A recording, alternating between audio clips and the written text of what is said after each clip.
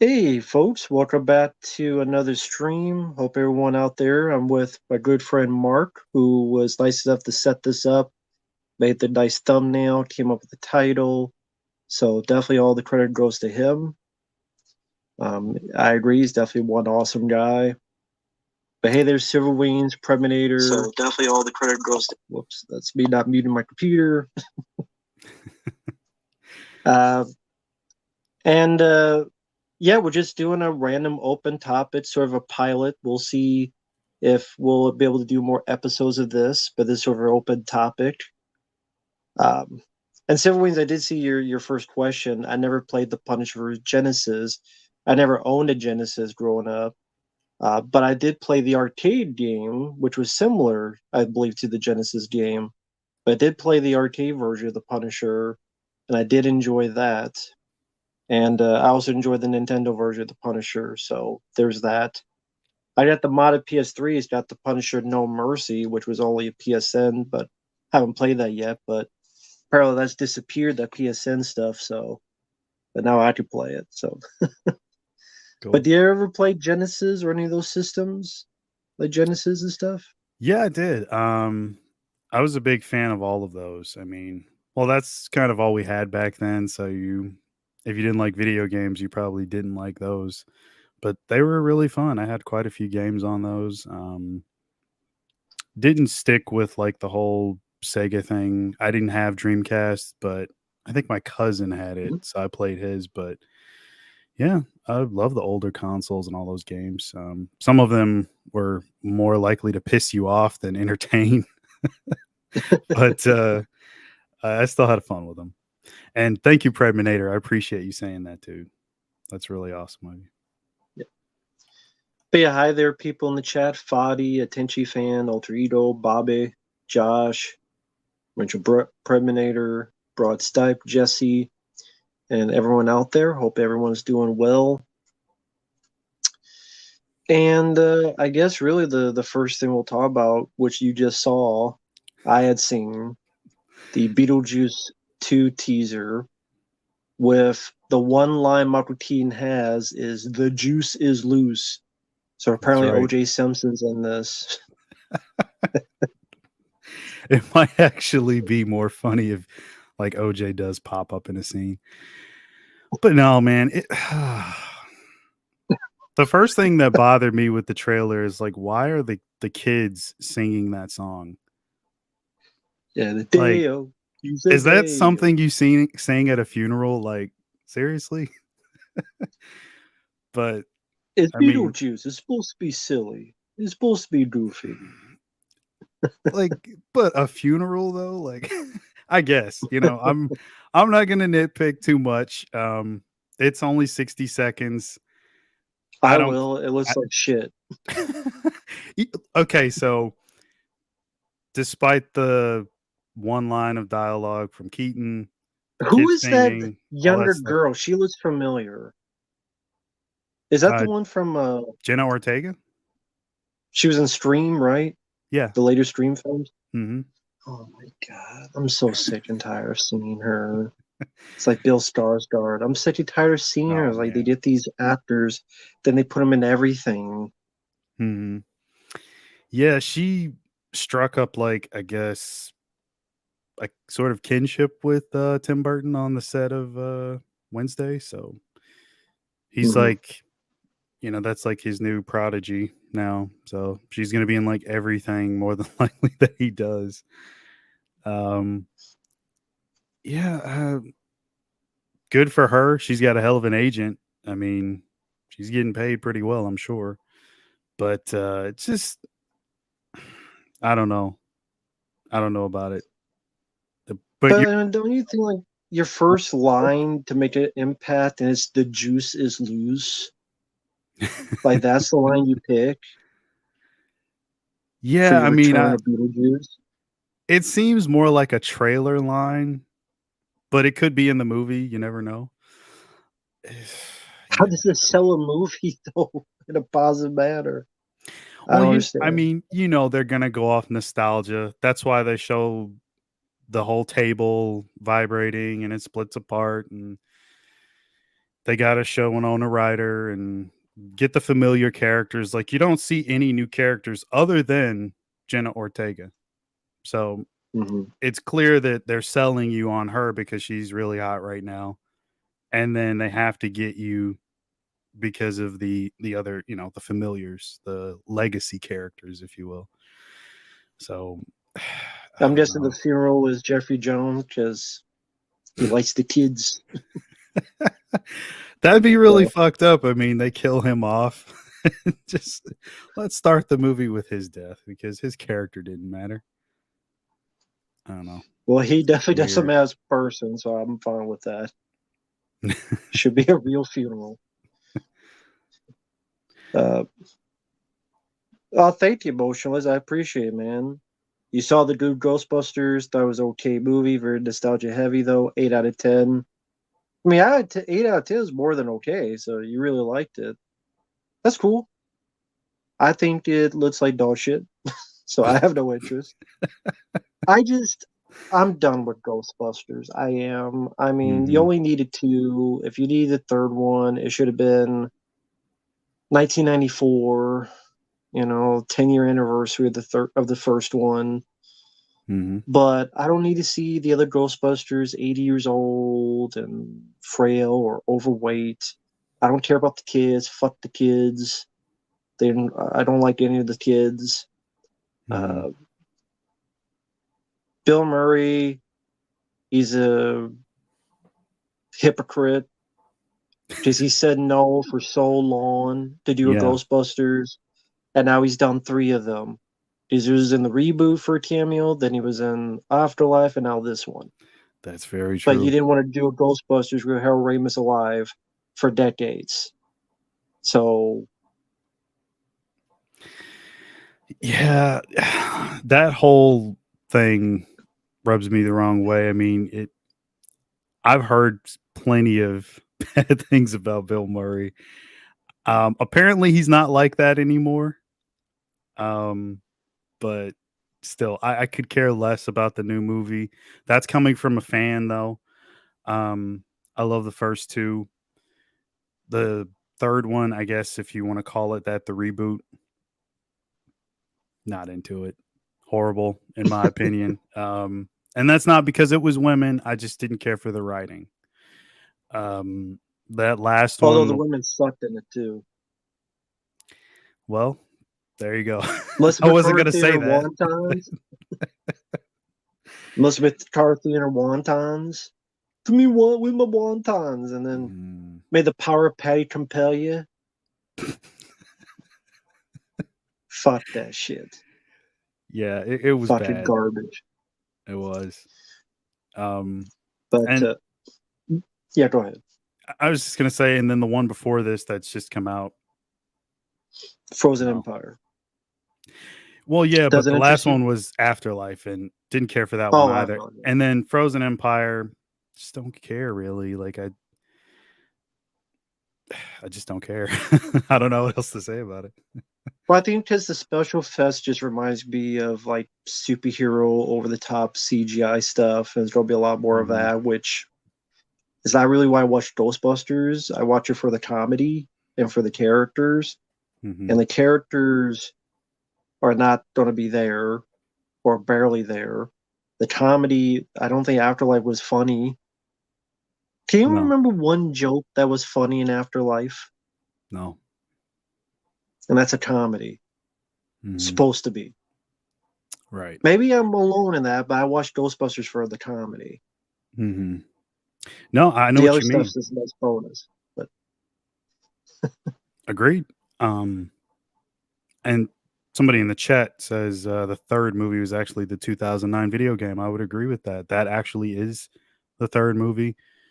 At least to me, I think it's yeah, very well done, very fun game. I go back to it every now and again, and I just don't think we needed this new one. But they're going to keep milking it. I mean, hell, like we got Beetlejuice too, so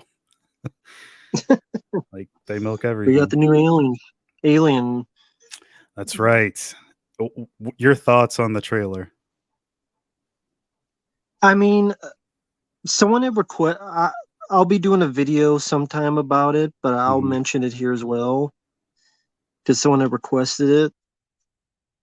There's not much to say because it's only a minute. Now, I mean, it's a teaser, so it doesn't tell the whole movie. There's some good lighting, there's some good camera work, but so it wasn't anything that made me mad. It just there's nothing new. It's the same looking ships, the same looking interiors, the same wannabe Ripley, only about 30, 50 CGI face huggers like it was eight-legged freaks waiting for David Arquette go, you eight-legged freaks! Looking for Duddy Dud. I mean, the last good alien film I saw was the one from 1986. You know, the one Mhm. behind me. So I don't care that I don't like the Evil Dead remake. I don't like Don't Breathe. I don't care about cum-basted turkey basters. You know, and the Evil Dead remake had good gore. That was Mhm. the only score I had was the gore. Everything else I didn't care about. So there's nothing. I mean, it's only a teaser, but there's nothing new. It's just I want to be Ripley. I want to be the first movie. I Mhm. mean, I guess see if they do anything different. How about a guy as a lead? That'd be different. That'd be refreshing. How about if you want to do that between Alien and Aliens, just make Alien Isolation the movie.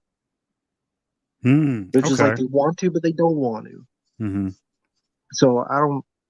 What's your thoughts? I mean, there's just nothing to say because nice Yeah, camera it's work, but there's nothing there. It's just looks the same movie. It looks like the same. yeah, I think they sort of had a checklist of everything that you needed to have in the trailer, and they were like, "Okay, we got everything. Let's put that out." So, like you said, there's not enough in there to make you upset because you Right. don't really see anything. Um, am I hopeful for it? No, I never am. Doesn't matter what it is or who's doing it. Um, but I don't I don't know if it could actually be any worse than like Alien 3 or anything. So, um, we'll see.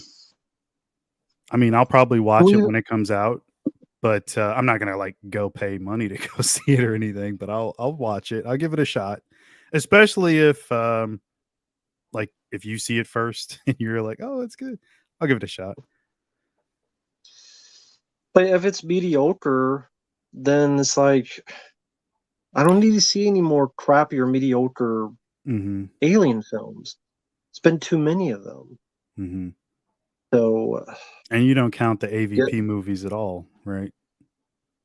well, AVP sucks, and Requiem is kind of funny to watch when you can Okay. see it.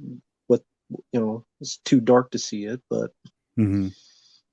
so it's funny to watch. So I could get some B movie entertainment for how weird it is by impregnating women with the way he did. Like it said, just they need lights. They need the budget for lights or something. Hmm. Yeah, those man, those are rough. Were you like a fan of the comics or anything? Because like the earliest comic I think came out in like '89 or so, so it actually did predate Predator 2. But Right. I would imagine like you have that little Easter egg in Predator 2. You see the alien head on the wall. Yeah. I know Stephen Hopkins is like a comic book guy, so that was Mm. probably all him and not the studio, more than likely. But I didn't you read know, much of the comics, okay. so I remember the video games, some of them, but I didn't read much of Mhm. the comics. Yeah, Uh, video games, they weren't bad. Well, depending on which one we're talking about. But even as far as right. the comics go, like from what I remember, I don't think that those really follow the comics at all per se, because I know those two Right. guys that like created it are not credited for the movie, which they got to be pissed. But I mean, what are you going to do? Argue with Fox? I mean, like, hey, where's our check? But, I at that point, they were probably just even be happy to have like worked on anything Predator or Alien related, you know. Right.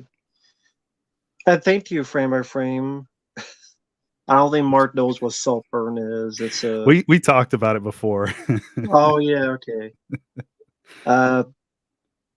What more can I say? It's about a guy who has a house for another guy, goes to his rich place, manipulates everybody to get them all killed because he loves sucking up bath water that the one guy jacked in or jacked off in. Did someone? No, I thought it was like someone pissed on someone's grave, or they humped on someone's grave, or somebody. I can't Somebody remember. humps somebody's grave. Yeah, something. And he wins and gets everybody killed and walks around naked with his shalon out. And there's really nothing to the characters. There's really nothing to the story. It's overlong and it's dog shit. Mhm. Saltburn. Burn your dick off. Fuck Saltburn. Pour salt on your anus. I actually just saw a video of that on Reddit. Or no, it was Twitter. What of what?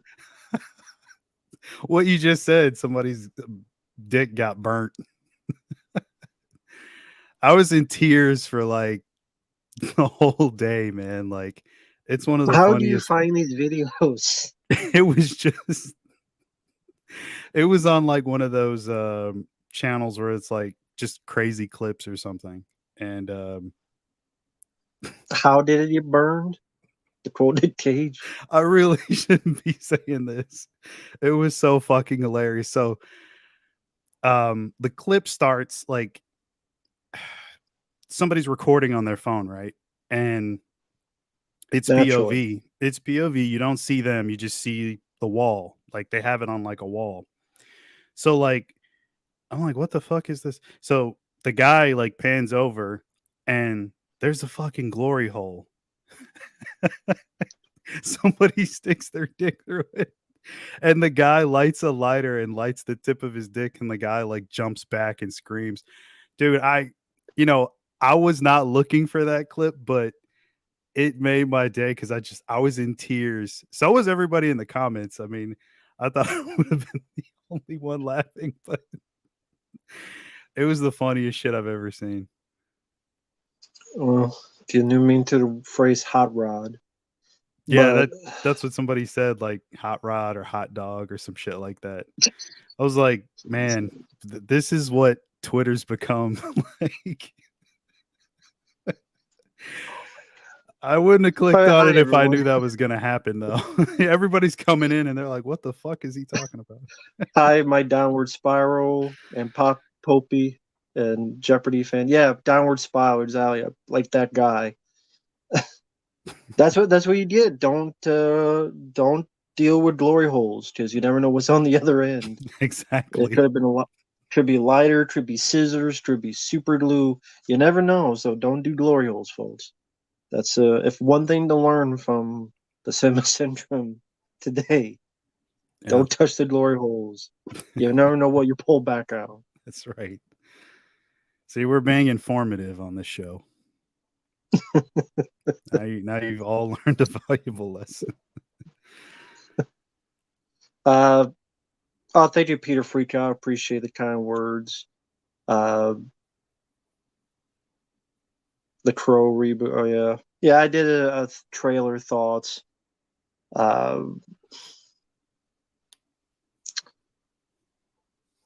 There's been so many Crow attempts.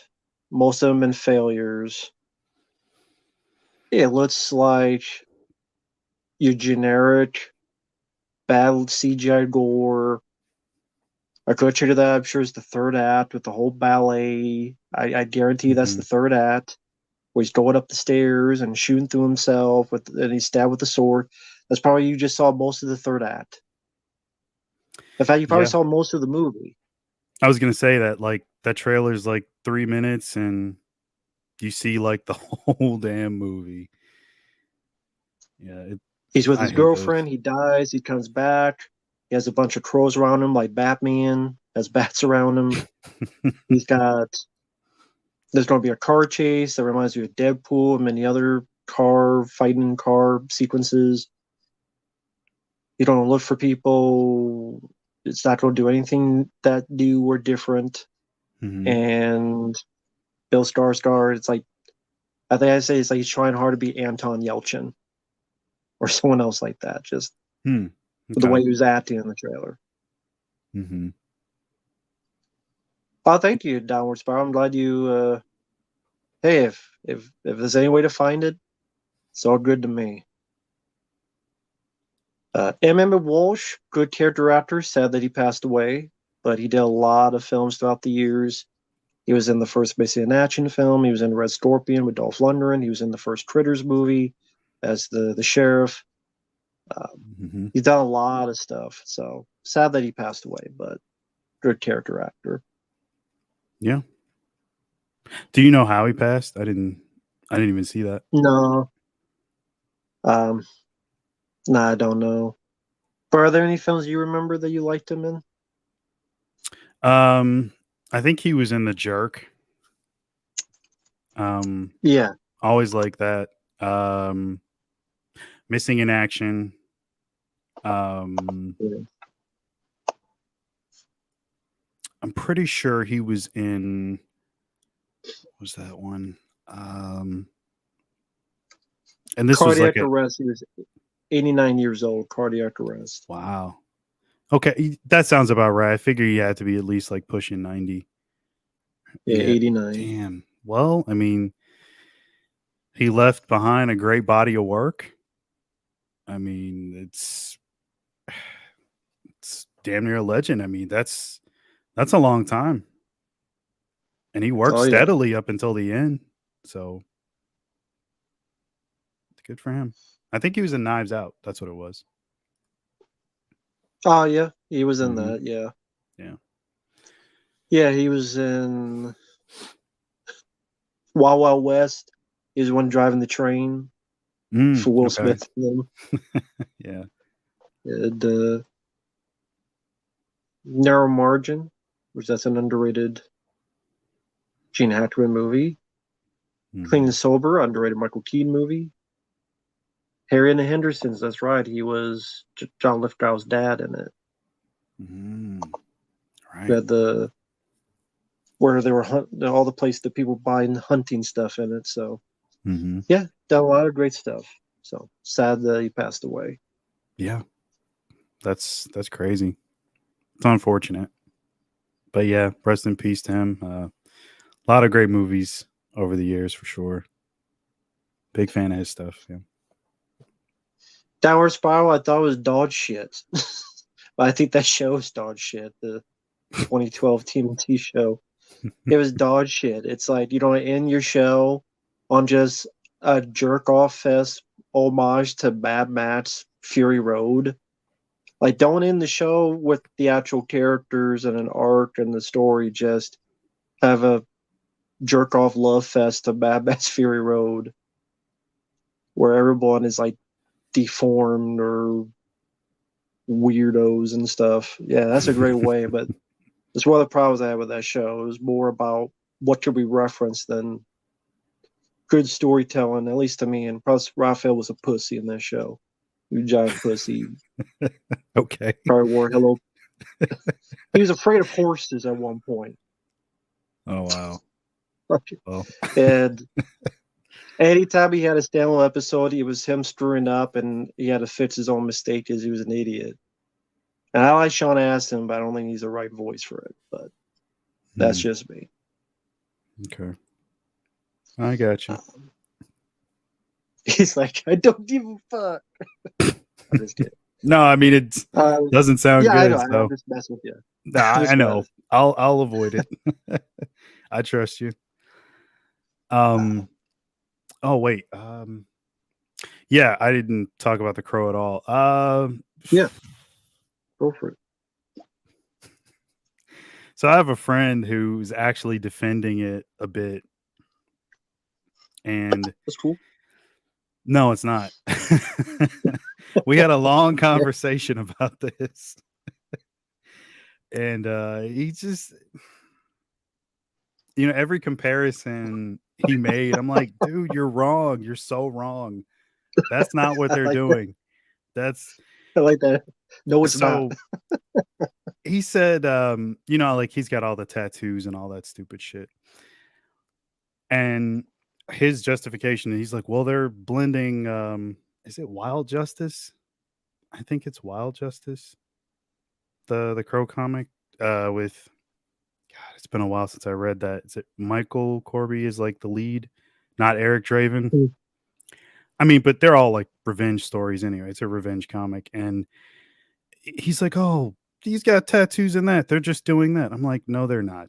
That's he's got tattoos on his body in that comic because that's a so it's something with like the blood of like Medusa, because they in that one they introduce like Greek mythology and talking about like the crows and stuff, and the crows talk among themselves, and they talk about this infamous white crow and how crows became black and all this crazy shit. I'm like, they have no fucking clue about any of that stuff. You mean to tell me that you really think the studio looked that deep into it? No, they don't. They don't probably even know that that shit exists. To them, they know the first movie, and that's what they're remaking. That's all they're doing, and they're putting it like this modern spin on it. And if I would have been fine if they did that comic. I mean, I don't care for it as much, but it wouldn't have been as much of a slap in the face to the fans of the original. That 1994 film is as close as you'll ever get to the book. And even if people might say, oh, the effects in it are dated, those effects are few and far in between. They use mostly all practical stuff. Um, and that film works through and through. Like there's even lines Mm. like from the comic out of the comic in the fucking movie. That's the best that you'd get. When they do try to have like this new spin on it, like it's just sort of them trying to say what's cool today. And I guess they think tattoos are cool and the music in the trailer and everything that like is in it. It just screams like a product of what's happening today. So he uses that as an argument toward me, like, oh, well, you know, the 1994 film is like that. But I'm like, not really. Like, there's subtle changes, but it's mostly to fit the narrative. And even if you want to say the music dates it, it's just every film that's in the 90s is going to have a soundtrack that may or may not sound dated to whoever watches it. And to me, the 94 film is somewhat timeless. Like they don't really have a whole lot of stuff in it that dates it at a specific time. You know what I mean? Other than maybe you could say the music, but that's it. But they did a great job with it. Like So they he should have loved the just line he loved the line "You feel like my person," or where the hell that line was. He loved that probably line. did. So fucking You should stupid. ask him, have you ever heard a single person talk that way? Have you ever heard anyone in your life say you feel like my person? I should. I should. He tried to Next like time you see compare it him, to ask him. Spider-Man, and I'm like, no, like stop. Like just How- well, he said What do they because have to like do with each other? because there's various versions of Spider-Man, you know, that we've had over the past 10, 15 years, or really 20 at this point. And he keeps comparing like Okay. different things. And I'm like, no, like that's not the same thing at all. It's nowhere near the same because when you look at those versions of Spider-Man, it's those are versions in varying degrees of like quality, not authenticity to what the character is. And this Eric Draven does not feel authentic to what's in the book. Like if you like Toby, if you like Garfield or Tom Holland, whoever you like, you still know that that's Spider-Man. When I look at this new movie for The Crow, it doesn't look like Eric Draven. It doesn't look like The Crow. It's just a fucking generic movie. That's all I get out of it. And even the director, I don't know if you've seen this, Alex Proyas said the same thing. Like he called it Yeah. Crow Wick, and that's what it looks like. It looks like a John Wick like ripoff in a way. And I think the last time we were on here, we talked about Skarsgård and that new movie he's got coming out as well, Boy Kills World. And it's the same Yeah. fucking thing. He's getting revenge for somebody that's been killed that's close to him, and he's just going up the ladder and killing everybody off. And I'm like, what timing for that? Like, people aren't gonna, really like that. You're doing two of the same thing. All I hear is that people say Skarsgård's an amazing actor. Okay, well then give me an amazing performance and not make shitty movies like the Crow remake. So that's my rant. I'm gonna stop though, because I could go on forever. It really bothers me because I love the comic, and Right. that's not it at all. So fuck that movie. Just a hater. You haven't seen it yet. Yeah, that's right. That's I'm just a hater. I don't give anything a chance. I hate everything that wasn't made in the 90s. That's right. That's correct. Welcome to the club.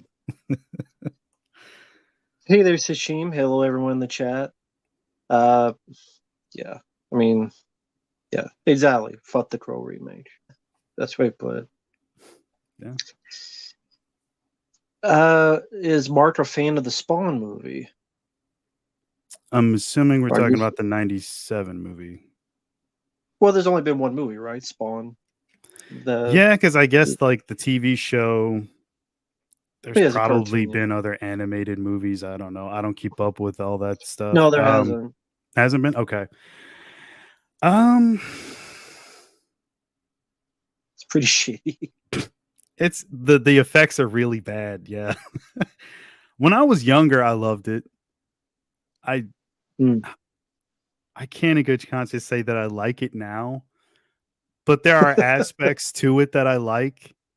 I thought they did Violator really well. I never ever thought I'd see that character on screen.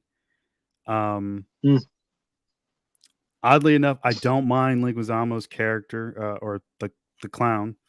I think they He's went so a little fucking bit. annoying. Yeah, well, I mean, he kind of is in the comic anyway, although he does lean more on the side of being just way more outright and evil. I think that's why I said like they did a little too much with like the comedy aspect of it is just no. But I mean, I thought the Jason Wynn character was cool to see. I like Priest. I like seeing the characters from the comics, and there's parts of it that are okay, but as a whole, it is bad. I love Michael Jai White. It was casted well. I just think that it came out at the wrong time. The emphasis on CGI at the time was way too heavy. I don't think you needed to go to hell in the movie. You could have still told a reasonably decent story without doing that. There's stuff in it that I like. PG-13 didn't help. No. No. PG-13 didn't help either. Mm-hmm. And I know there's an R-rated cut, but it's barely R. It's yeah, I know. Nothing about those R. Yeah. Speaking of that, I just saw this really, really badass edition of a movie. I don't even know if I ever heard you talk about it. I'm sure you've seen it. It's another comic book movie, Barbed Wire. It's getting this insane 4K release. And why?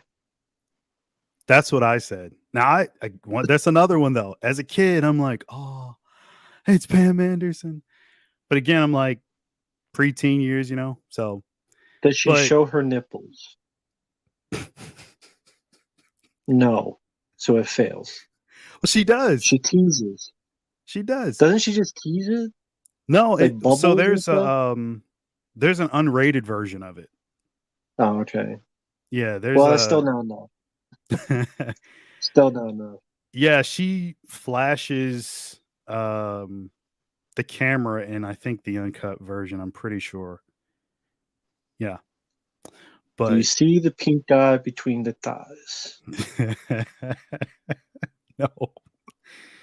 Then it fails. I doubt that was gonna fly. I remember seeing the behind the scenes of that, and like Tommy Lee was right there. He's not letting that happen. So Yeah, I'm sure he would flash his. Oh, I But bet he would. I bet he would. But yeah, it's a yeah, sweet addition though. That's which another you'll get movie him. that You you said get I'm it gonna get it. right. You're getting it. God, I You're getting shouldn't. it. I really shouldn't, but You are going to get I it. like those movies from back then. And that's it's not so there's a couple things that are authentic to the comic that I like the club she works in, um, certain characters that are from the comic. But the biggest issue with that movie is the fact that they don't have any of like the superhuman esque characters. And I think it's set in the future instead of like an Mhm. alternate version of Earth. Which is a big problem because, like I said, that cuts out all of those superhuman esque characters, which is a lot of the meat and potatoes of like that whole comic arc. So, But it makes for a cheaper budget. yeah, that's really interesting. Now that you say that, I wonder because that was Chuck Ferrer. Like he wrote Hard Target. That would have been 2 or 3 years before that, and then after Barbed Wire, he writes The Jackal, which is great. I love Mm. that movie. And obviously I love Hard Targets. I'm like, what the fuck happened in between? Like you you do these cool movies on like the opposite. And so it had to be a budgetary thing. They probably went into it saying, hey, like you have an allotted amount of money, here's your budget. Write a movie within that budget. And I think that's what we got. I've never heard him talk about it though. And actually I should check that new edition, see if he's got a commentary. I would love to hear like what he thinks about it because I know he's a comic book guy too. So yeah, but what's your thoughts on that? I'm guessing you're not a fan. No. I Pam figured. Anderson starring in a movie should get Mhm, you 3 to 5 years in prison. She can't act. She mhm, can't do action. She can barely talk. And if you want to see her body, there are plenty of ways you can see that without seeing the movie. mhm, So there was not much of a story. There's some explosions. mhm. Nah, it just trying to be like a lame Casablanca type of whatever the hell it wants to be. And I mean, like you said, it cut a lot Yeah. of the cooler stuff out of the source material. And of all the movies to get 4K, yeah, let's give that a 4K. That makes a lot of sense. A lot of sense. Yeah. I trust me, I was just as shocked as you probably are right now. I couldn't believe it. I'm like, what the hell? Like, who's asking for that? But hey, depending on special features, I'd love to at least hear the commentary. Um, Mhm. because I'm a big fan of Chuck. So like, we'll see what happens with that release. If it's not too pricey, I might spring for it. If it's got the special features I want. Yeah, exactly. Yeah, don't call her babe. And don't Yeah, rent her movie either. But that's directly from the comic. She hates that. yeah, exactly. She kicks the shit Well, out of the Mask in one of those. I think it's the World Tour run that where she runs into the Mask, and he says that, and she like kicks him in the nuts or some shit like that. the That's a mayor, oh crossover come on, we don't need though. the mayor, come on, Pam did a tour de force performance in her and Tommy's sex tape. I didn't see that tape, believe it or not. I'm sure acting sucked in that too. Two better performances on that front. I sincerely never saw that tape, so I wasn't the fly on the wall or the ointment on that. So I'll take your word for it. Yeah, that's not something I need to watch. I don't think. I don't need to. If it was her by herself, maybe I might take a peek. But I don't need to see Tommy Lee's dick. I'm good. What if it was in 4K package? Would you get it? No. What if it was a hit bonus feature on Barbed Wire 4K, like the Easter egg you find? I just like You put watch my it, you hand do. up and like block him out and try to watch her. When does Beetlejuice 2 come out? I wish never. Yeah. The juice is loose. Give me a break. Where's OJ?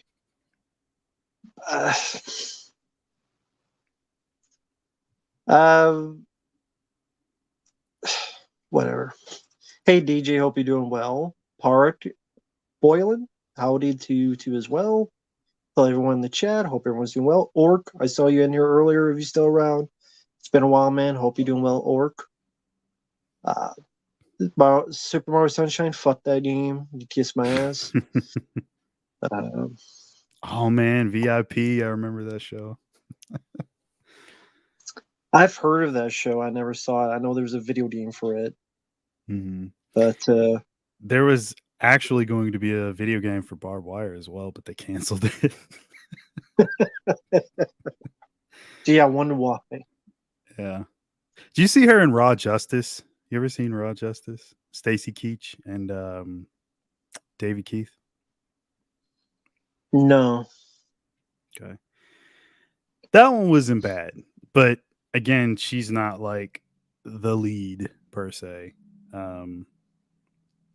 I think they did more of the heavy lifting in that. But yeah, it's Raw Justice is like another form of barebacking. That's that could be like an alternate title for something else. It's shit, what was that? Yeah, bareback justice. 94, I think that came out. I think that was 94. Okay. Yeah, it was definitely before Barbed Wire. But yeah, just wondered if you've seen it. It's not too bad. No, I haven't seen it. No, I haven't seen Death Rise of Horse, Josh.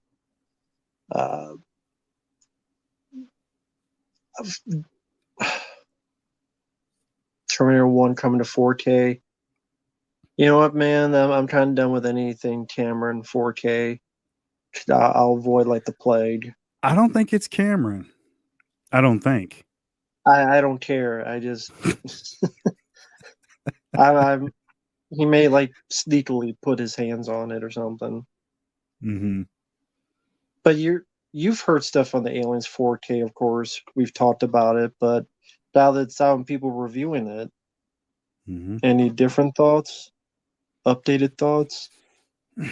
So I bought those probably a month or two ago, and they came out I think this week, but I didn't get mine.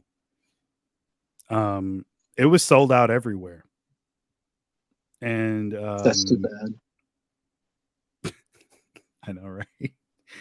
I bet Cameron's no, but just seriously, because if it gets popular, then people think, well, that's the way to make these editions is to AI scan everything and rub all the grain out. And they look at the numbers and how successful, so they go, well, I guess we'll do it as well, or they'll do it as well. So for me, that's in my opinion, that's a bad thing. I didn't think about it that way. That's an interesting take. I mean, I would think that they'd be smart enough to know that these films haven't come out in a long time. Well, I mean, I know there's foreign releases of the other two, not Aliens, but still, people want those movies because they're good movies, not because of the quality that they put them in or the AI shit. Like, I don't know. Studios aren't smart. That's true. That's very true. Evan Lorder, that's the thing I hate about the trailer is the juice is loose is a shitty fucking line. That way for OJ Simpson to come out with a knife and stab Beetlejuice in the back. The juice is loose. Oh God, it's Beetlejuice versus OJ Simpson.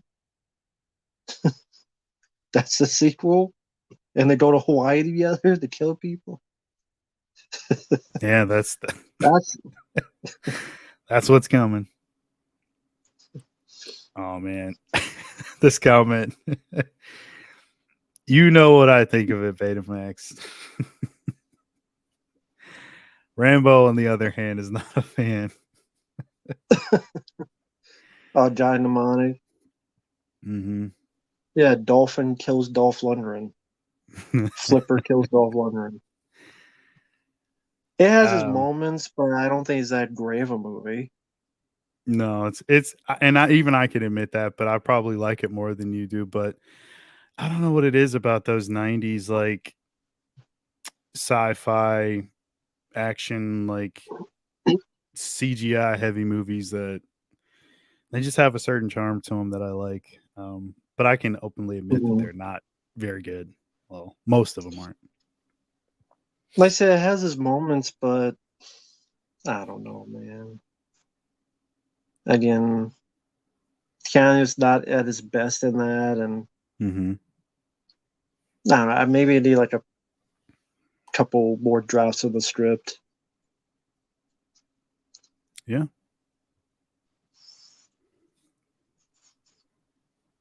There are apologists for Cameron Fortes. Of course, there are apologists. There are apologists for everything. Don't be surprised. I mean, there's always apologists. It could be the worst transfer ever, but if someone they love directed or starred in it, then they'll praise it to high heaven. See, Mark was offended by that comment. He decided I don't want to even be on screen because not the comment, but the apologies. He's so offended by the apologists. He's like, I can't be in the same frame where those words are said on someone's mouth. The people are apologize for Cameron for you. Fuck that shit. um yeah, just I am. I mean, I'm gonna shoot straight from the hip every time. I apologize for nothing. Exactly.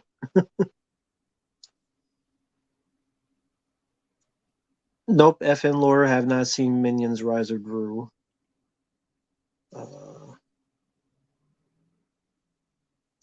Neil Pontiano was good in the film Speed and Constantine and Street Kings. Agreed. Over sharpened, looks too smooth to the point they look like wax figures. Yeah, I mean, I've seen the reviews like on Blu-ray.com and stuff, but I haven't seen them firsthand. They should Mm-hmm. still be on the way. Actually, let me check. Let me see. Oh, they're coming tomorrow. They'll be here tomorrow. This is so weird because it's Amazon Prime, but they're delivering via UPS. I don't know what's up with that. Hmm. Hey, as long as I get what I paid for. Well, you will. Yeah. But hey there, Sam. A few people mentioned this. I didn't know Ghostbusters Frozen Empire were getting bad reviews, but on credits, but good. I'm glad. But I'm surprised. Mm-hmm. Didn't know I was saying that. Multiple people mentioned that. But I don't really follow Rotten Tomatoes, so that's why I'm like, whatever. But it has, let me see.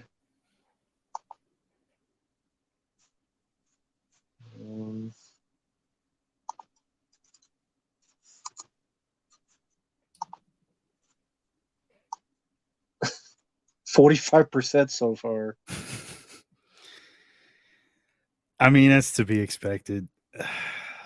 That sounds about right. I mean, I don't know what to say on that. A blunt Gen X nostalgia play, a tribute ad grinding out the oldies on a cruise ship to nowhere. That's a hell of a review there. Wow. There you Okay. go.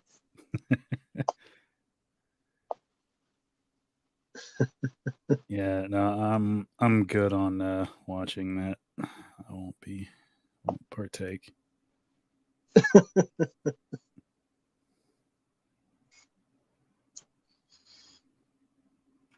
People who defend,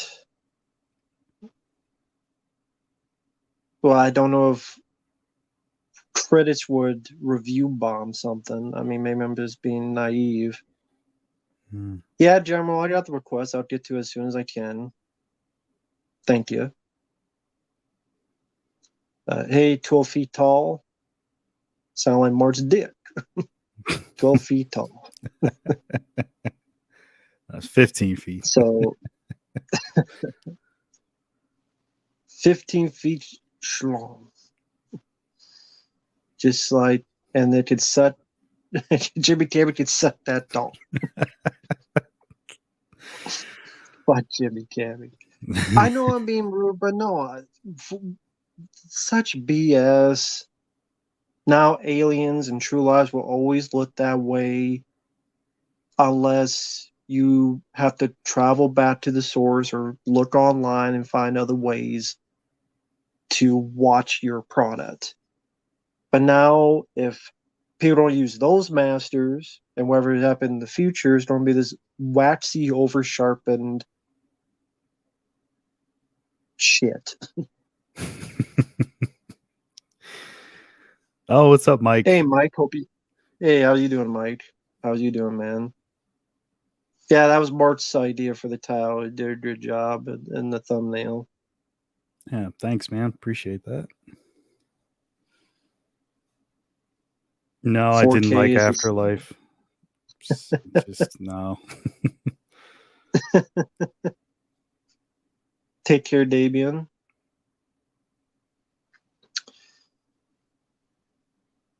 Mark, have you seen any fan-made upscales before? I've access to some fan-made ones. Mark loves buying the physical copies. Yeah, I got to give physical. Cameron needs more money, so I have to buy them.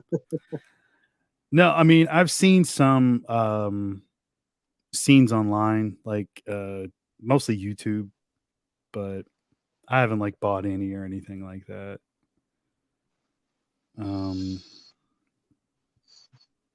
Yeah, we were just talking about Terminator. I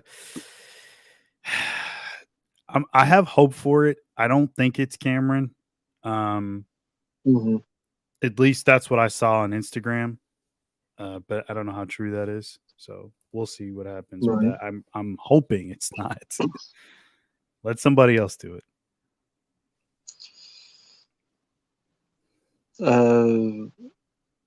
Hey, John, the Zero Cool there. John, hope you're doing well, man. Yeah, we've talked about Beetlejuice too, teaser. If you love lines like "the juice is loose" and you're afraid of O.J. Simpson, be afraid, be very afraid. Says that when Gina Davis didn't even come back, right? I didn't see anything about her coming back. Well, I guess too busy taking those pictures where you're 2 miles away. Oh, you saw? That's right. You're in the Discord. You did see that, yeah. Yeah, I saw the pictures. Oh man. Thelma and Louise panel where the people take pictures and they're like, 5 feet away? Maybe more. 3 feet away? Maybe 8 feet away? That's so fucked up because like that's not even a photo op. That's just like you're in the same area as them. Like that's usually a photo op is like you're side by side. Look, like if I move over here and you move to the other side, I don't know if you're able to do that. Yeah. Now it's like imagine in the same room. Now take the picture. Yeah. How awkward that would look. It's like here's Susan Sarandon and Gina Davis. Here's like a bunch of boxes that look like I love the 90s. And then here's like 2 people over here. Exactly. And it's like take a picture. And it was like $500 or something. Probably. Like those photo ops can get pretty expensive. I would say well, that's the thing. I mean, I don't know what they'd be charging. Anything's possible at this point because I've seen people charge as much as 300 to 400. I remember the entire Terrifier cast was like 500, I think, for like everybody, like all at once. Was that the convention who did it, or was that the stars? I think well, I'm pretty sure they probably are setting their own price because No, I mean like the reason they're so far away. I don't know.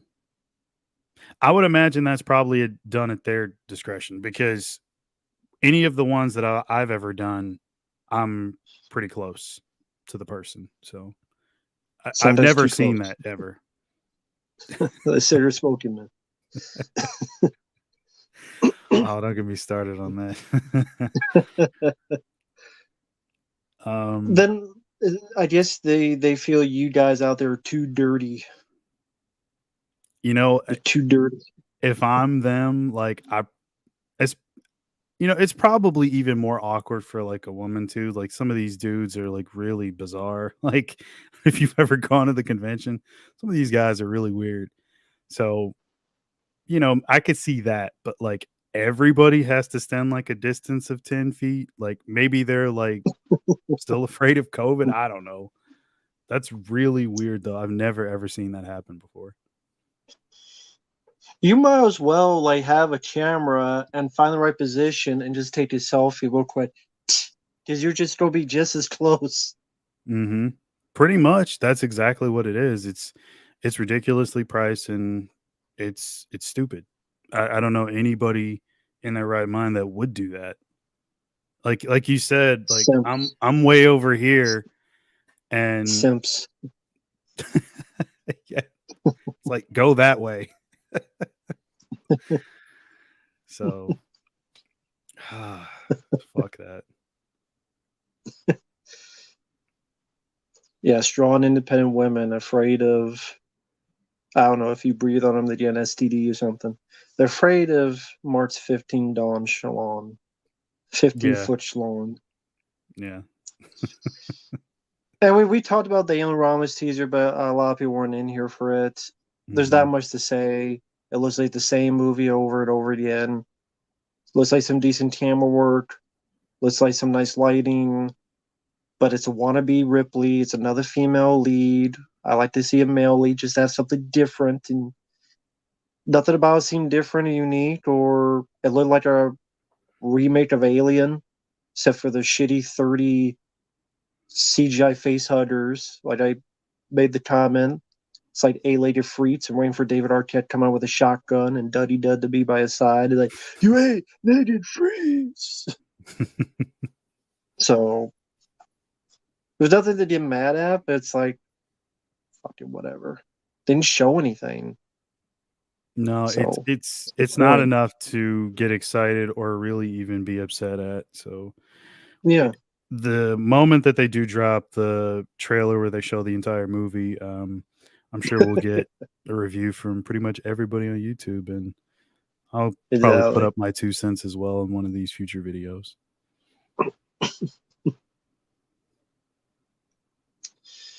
Rob Zombie Chip 420, hello there. Gage Smith, hello there.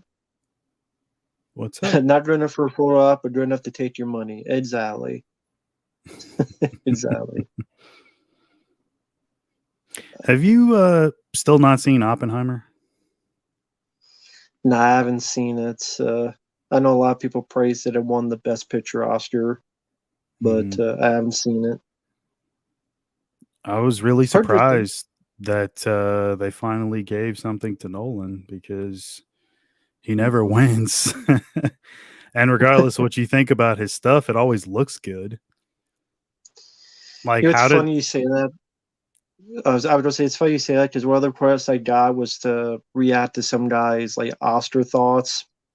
Mm-hmm. And, the guy seemed like a nice guy, but he was like mad that Oppenheimer didn't won because he talked about it was like propaganda for the military. But then he was mad that Poor Things didn't win. I'm like, you don't know my. Do you want to know my thoughts on Poor Things? A girl with the brain of a baby going around naked half the movie because Hollywood loves that stuff. But hey, they love Woody Allen. They love Roman Polanski. They love that kind of stuff. So yeah, that's my way I see it. No, I mean, as far as like the whole Oscar things go, like I'm glad Nolan finally got something. Interstellar not getting anything I thought was pretty weird, especially considering how great the film looks. Regardless of the ending or the story, whatever, it's a good looking movie. Um, Same thing with Oppenheimer though. Like people had a ton of criticism. Like just Hmm. I saw so much stuff where everyone's like, well, like you just said, the guy was talking about it's propaganda or whatever. I saw a lot of ridiculous reactions. And I thought Killian was great, so I can't really be too mad about Giamatti. Although I did think he Hmm. was worthy, but it was some tough competition there.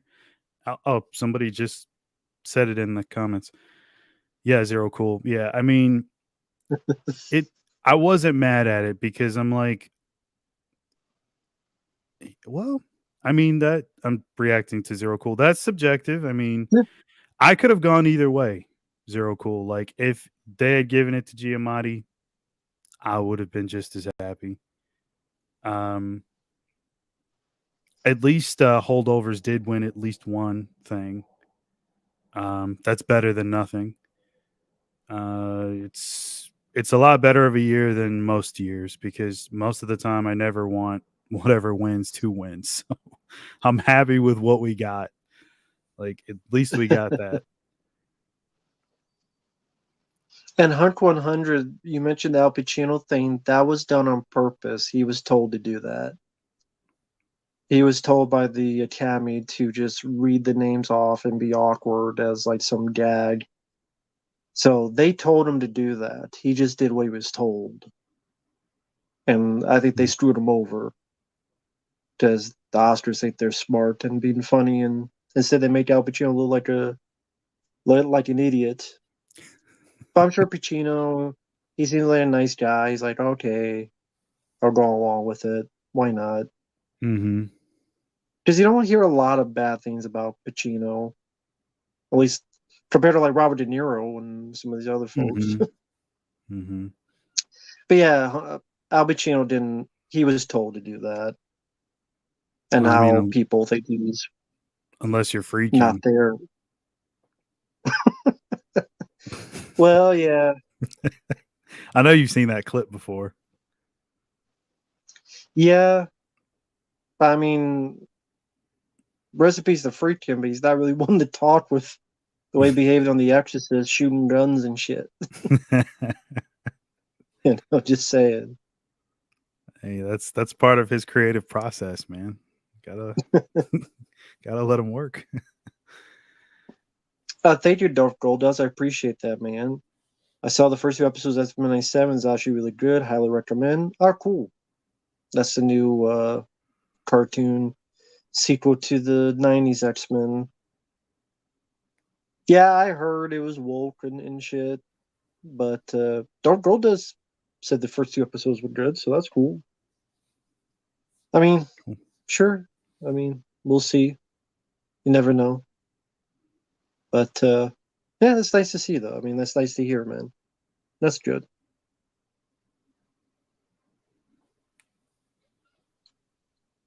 Freakins ran Exorcist 2. Yeah, that's a pretty funny rant. Oh yeah. Favorite Al Pacino movie. Hmm.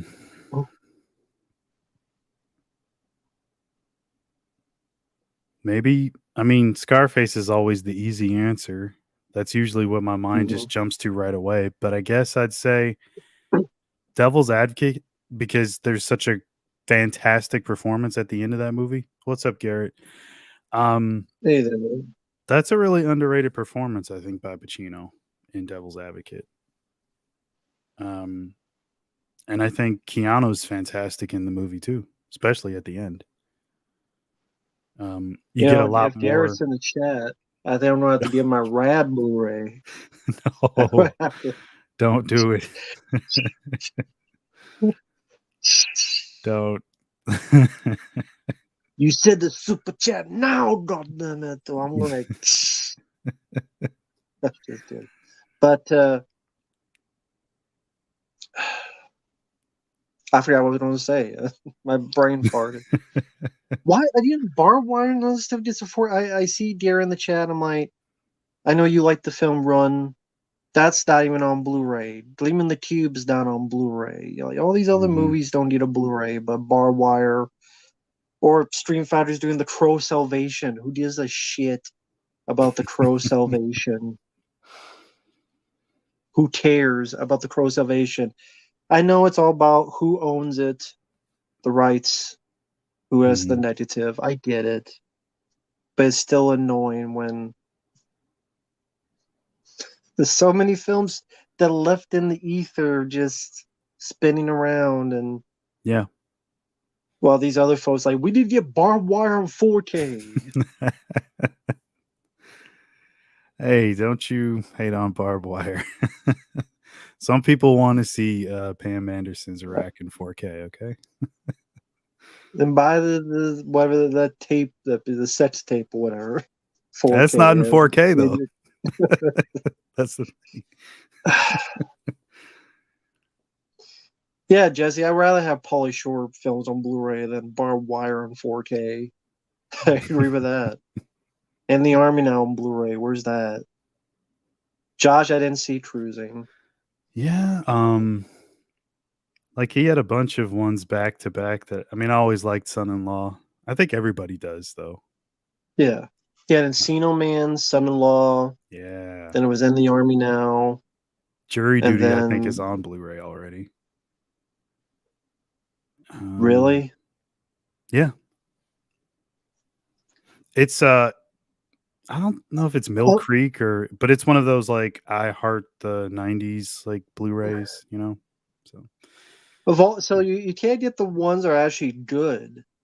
You get his worst one. You can't get Son-in-Law or In the Army Now or fucking Encino Man on Blu-ray, but you get Jury Duty on Blu-ray. I can't find one person, even if you like Pauly Shore, which believe me, there's a short audience because I'm part of the audience. And they even they don't like Jury Duty. So I like Jury Duty. what? Really? I have it on Blu-ray, yeah. For fuck's sake. Hey, Cyber Warrior. No, I mean I thought it's teach their own. I thought the no, movie I know what you sucked. mean though. It's It's so fucking awful. yeah. I thought it was awful. It's funny because like that cast is so 90s. It is not Tia very Carrere. good. You know what? Hold on before I go any further. What about Biodome? You didn't mention that one. You a Biodome hater? Yes. I should have Yes. known. I should have known. I like Encino Man, Son-in-Law, In the Army Now. That's pretty much it for Pauly. Biodome wasn't that good. The scene where they're farting and they're trying to sniff the farts and see what it was that they ate. And then Jury Duty is just, I He's don't know like if a it's male HIV or stripper at the AIDS. beginning. I remember that, that's probably one of the funnier scenes in the movie because it's so bad and he's clearly like trying to be bad on purpose. But yeah, I know what you mean. I'm not going to defend Jury Duty on here. I don't think I can. Ah, oh my god. Biodome got a Blu-ray as well. Of course, his two worst ones get the Blu-rays. That makes a lot of sense. Yeah. Not Encino Man, not Son-in-Law, but that's how it works. It's like Stakeout 2, another Stakeout is a Blu-ray, but the first one doesn't, which is much better. Yeah, without Rosie O'Donnell. But the one with Rosie O'Donnell gets a Blu-ray. Go figure. Of course. Oh, yes, Jesse. I was going to bring that up. I do. Have you ever seen Class Act, Matt? A long time ago. It's been a while. I know it's got Kid and Play in it. I remember more of the House Party movies. Mm-hmm. Yeah, I like Class Act a bit more than those. Only because like there's a little bit more going on than just a bunch of people dancing. But not to shit on those though. I mean, those are fine for what they are. Um but yeah, Class Act is pretty fun. That's another one I don't think is on Blu-ray, but it should be. Hmm. That's was that Pauly Shore's first? Well, no, because he was in Phantom of the Mall. Yeah, Yeah. I'm trying to think. the one. What's the one he robbed a bank? I don't remember anyone he robbed a bank. I don't remember that one. That's the Yeah, one I those don't direct to remember. video ones later I didn't see. Yeah, I think the cutoff point for me probably was like Biodome, which I think was 95 or 96. And I don't really Ah, remember okay. anything after that. I did see Pauly Shore's Dead. I saw that. Yeah, wasn't that great. No, not really. But thank you, Blast Radius. I appreciate that, man. I would argue that some of the recent MCU movies I saw were more propaganda than Oppenheimer. LOL. Yeah, because there was this guy I reacted to. I haven't uploaded it. I don't think it's up yet, but someone had requested, but they were mad because Oppenheimer probably was propaganda. I haven't seen Oppenheimer. I've heard good things and bad things, but I agree with MCU being propaganda for other stuff. How awful they are, and or you to watch Bottom Web, have someone die from a Pepsi sign. God. I'm not watching Madam Madam Web. Web. I'm never watching that. There's Have like another one though. three ladies that the trailer shows them in costumes, then they're not in the costumes in the movie except a 30-second vision. So they lie to the audience. What? Wow. Yeah, you thinking those three ladies gonna be in costumes fighting, right? Maybe in the third act? No, they're just three regular teens to follow the Don Johnson's daughter. I forget her name. Sydney Johnson or something. I forget. But or Sylvia. She's Madam Web. She's protecting them, and those three are just normal kids at the beginning, and the three normal kids at the end. Hmm. They never get their powers. You never know how they get their powers. Dakota Johnson, there you go. Dakota. Okay. But that movie's just fucking awful. Mike Epps is in it just to die. Wow, that's that's surprising. They have Uncle Ben in it for some reason, so that someone is pregnant and gives birth to Peter. Which for some reason these three girls that's supposed to be hiding from this bad guy, they decide to go with this to the hospital only so that a camera can catch them and the bad guy knows where they're at. Because if they stayed at home, the bad guy would never have found them. So in order for the bad guy to find them, the script had to be so stupid and go, well, they can't stay in the house, the bad guy won't find them. So have them go with these two to the hospital for whatever reason, which they don't have to. They could have just stayed here. It's the same writers of Morbius. Oh man, okay. Enough said. Enough said. I think the next one they have is the Craven movie. That's not from the Sony lineup. And like that trailer came out. Damn, was that like a year ago now?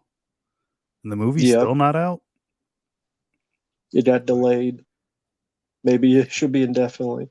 It is funny they like Warner Bros. Gets rid of Batgirl, but then films like Madam Web get released. Morbius. Yeah. Yeah, the bad guy, every line he had was dubbed. This is a Madam Web. Every line was literally dubbed. You could tell. Wow. So the Pauly Shore thing was in 1997, The Curse of Inferno. I've never heard of that. I don't know what that is. Hmm. I thought you were going to say something. No, I was reading the chat. But yeah, Curse of Inferno. Never seen it. Maybe one of these days I should like take a chance on one of the later '90s Pauly Shore movies. Maybe I'm missing out on something. Might be one of his best movies in that time period.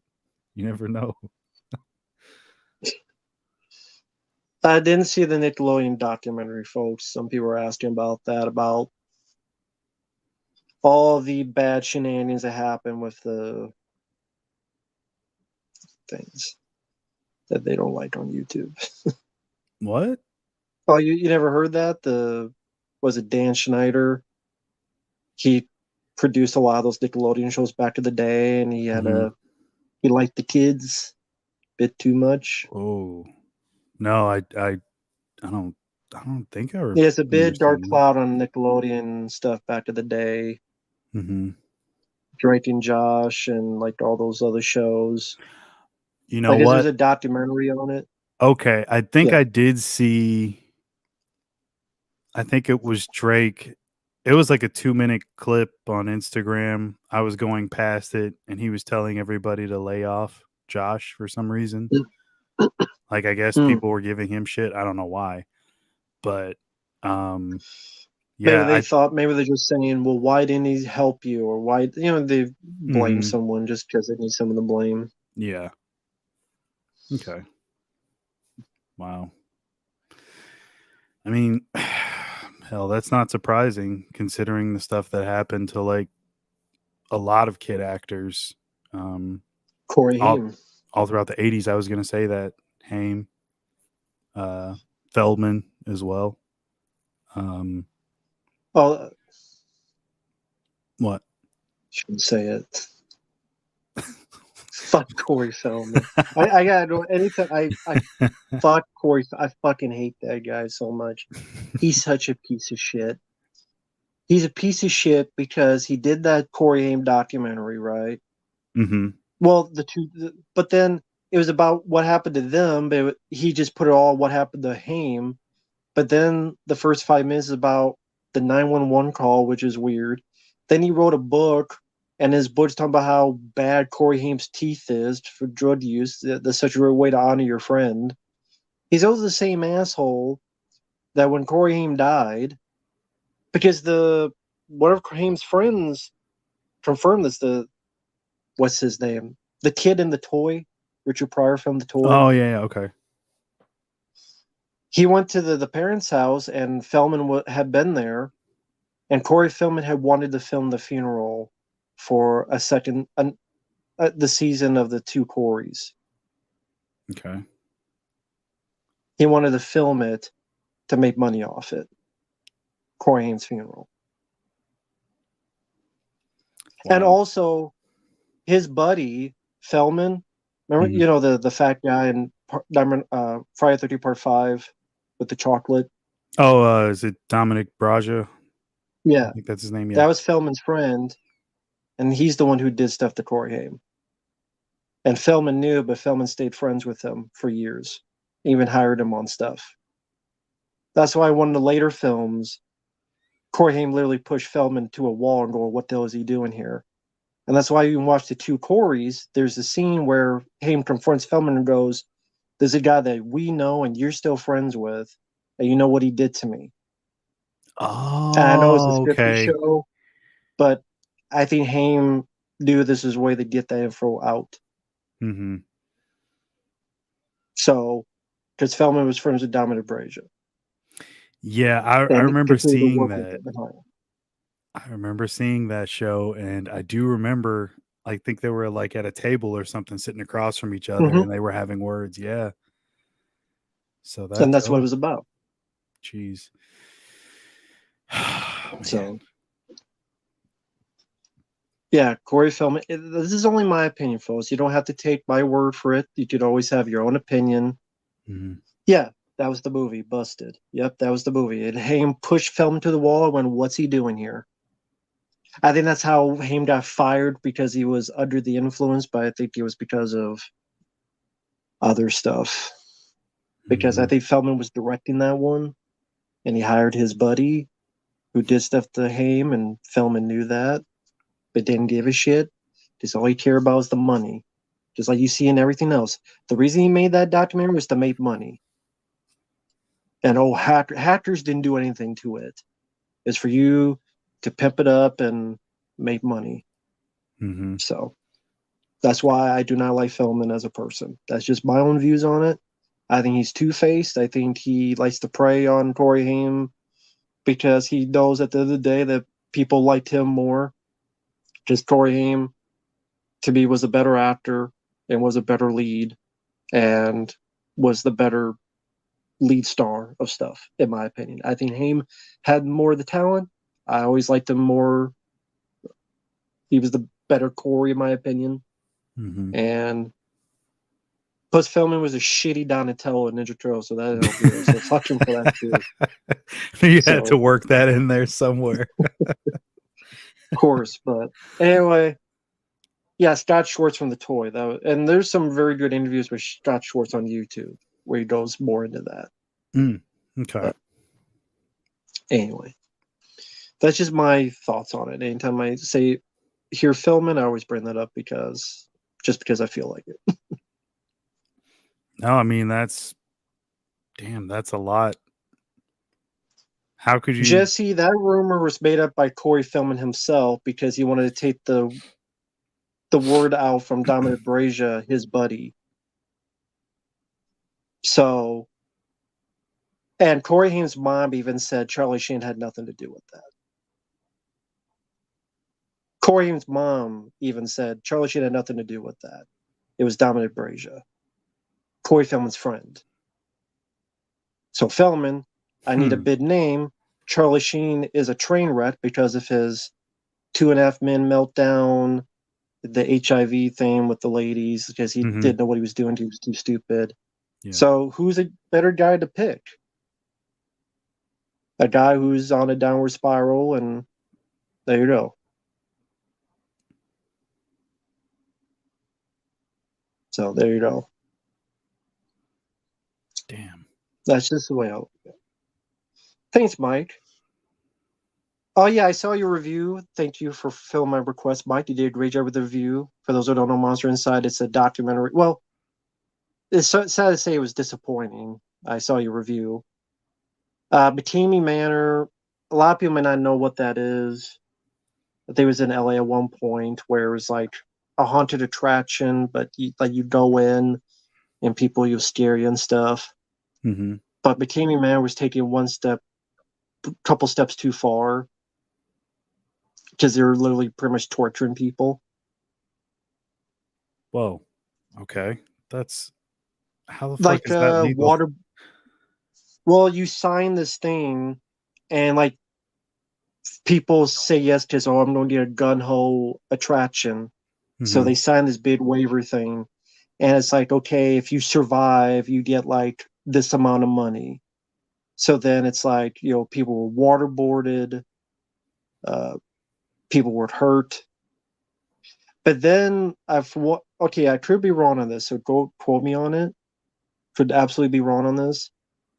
I think the word got out, his other cohorts left, and then he like went somewhere else. But now it's like, since there's nothing there, and he like has no money, it's now a complete joke. Where he has people like kind of just crawl on floors and shoot them with water guns. It's like the total opposite, but film this stuff to make it seem like it's intense, and it's a whole interesting thing. A lot of people have done YouTube videos on it. It's fascinating. It's fascinating to look into, and I'm not doing it justice, but maybe Mike, if you can feel free to type. I'm sure I'm getting a lot of information wrong, but if you just type it up on YouTube, it's a lot of interesting stuff to see. Okay. About the whole thing. Sounds really interesting. I had no idea. Let me see if I can find other stuff on it. I love it. I typed it up. Bikini Man are 2 out of 5 stars. Google reviews.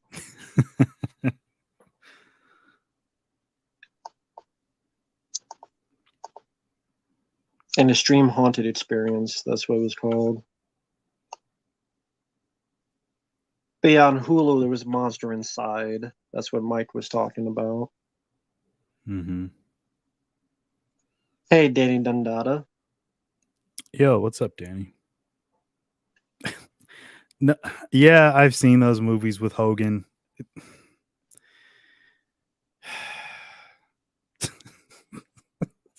My reaction's not so much to the movies, but just to Hogan, because I'm not a fan of Hogan.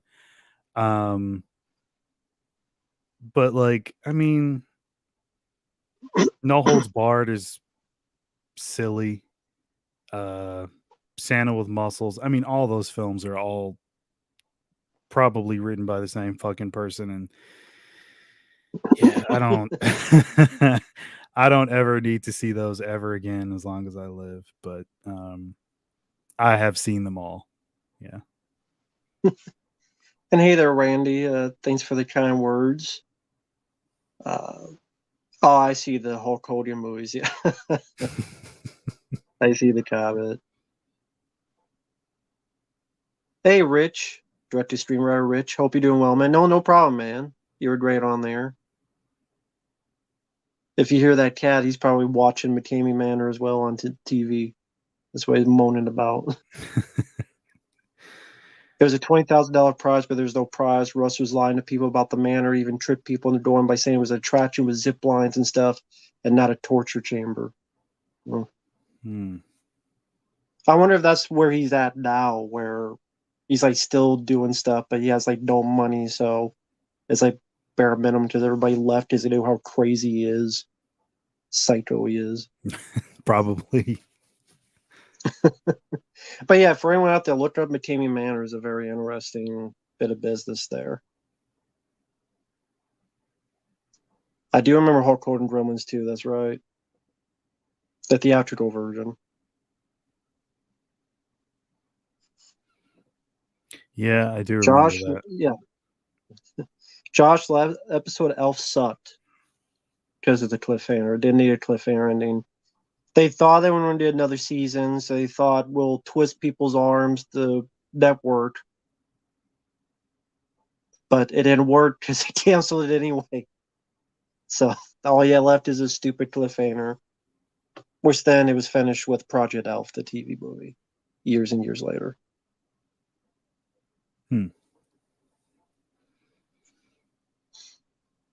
Yeah, Suburban. Yeah, go ahead. Well, Suburban Commando. There's two things. Suburban Commando, I do remember not being too bad. You do have Christopher Lloyd, so it's not so much Hogan. Isn't Undertaker in that too? Yeah, in a bit part, yeah. Yeah, he's like one of the alien guys or something. Yeah. God, I haven't seen those since I was a kid. And then somebody asked about Edwige Fenech. Hard to say. I guess maybe Strange Vice of Miss Ward or maybe Case of the Bloody Iris.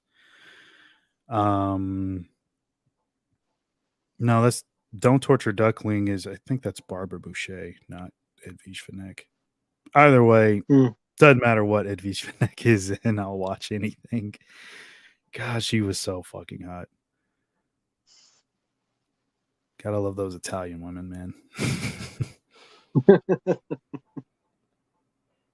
Hallelujah.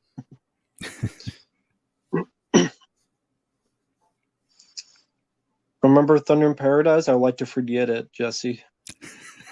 And most people should forget it. Yep, unfortunately.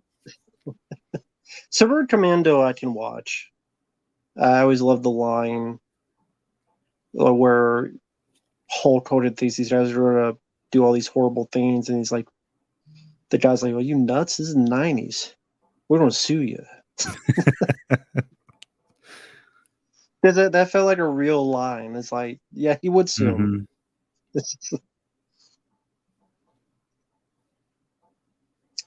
Yeah, they didn't have Undertaker's voice. They had this kid time voice and stuff.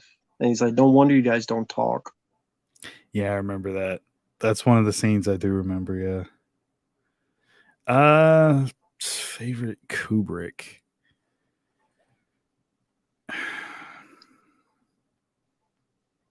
I like The Shining. I don't know if I'd say it's my favorite. Maybe Full Metal Jacket. That's really hard to say because, like, I love a lot of his stuff. Clockwork Orange, of course. Strange Love.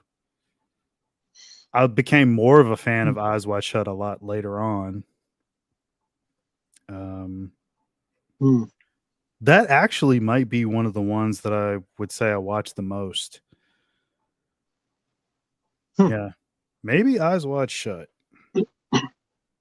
Oh, okay. Something about that one, I just that whole sequence, like with the music and everybody's got the masks, and I don't know, it's got such a unique quality to it. There's more there than meets the eye. It is a very, very simple premise. It's probably his most simplistic movie, but something about that one really draws me in. I don't know what it is though.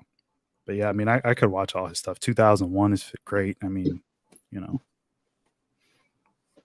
that's it's really hard for me to pick a favorite for certain directors. Like if I like the 99% of their catalog, it's really hard for me to pick a favorite. Hmm.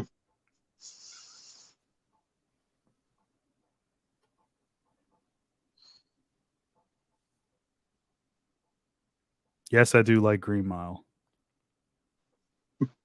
Love it. Sam I'm is just seeing how much.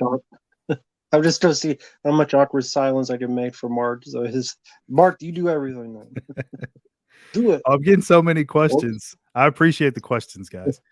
Um where was I? Hold on. Yes, Green Mile. Great film.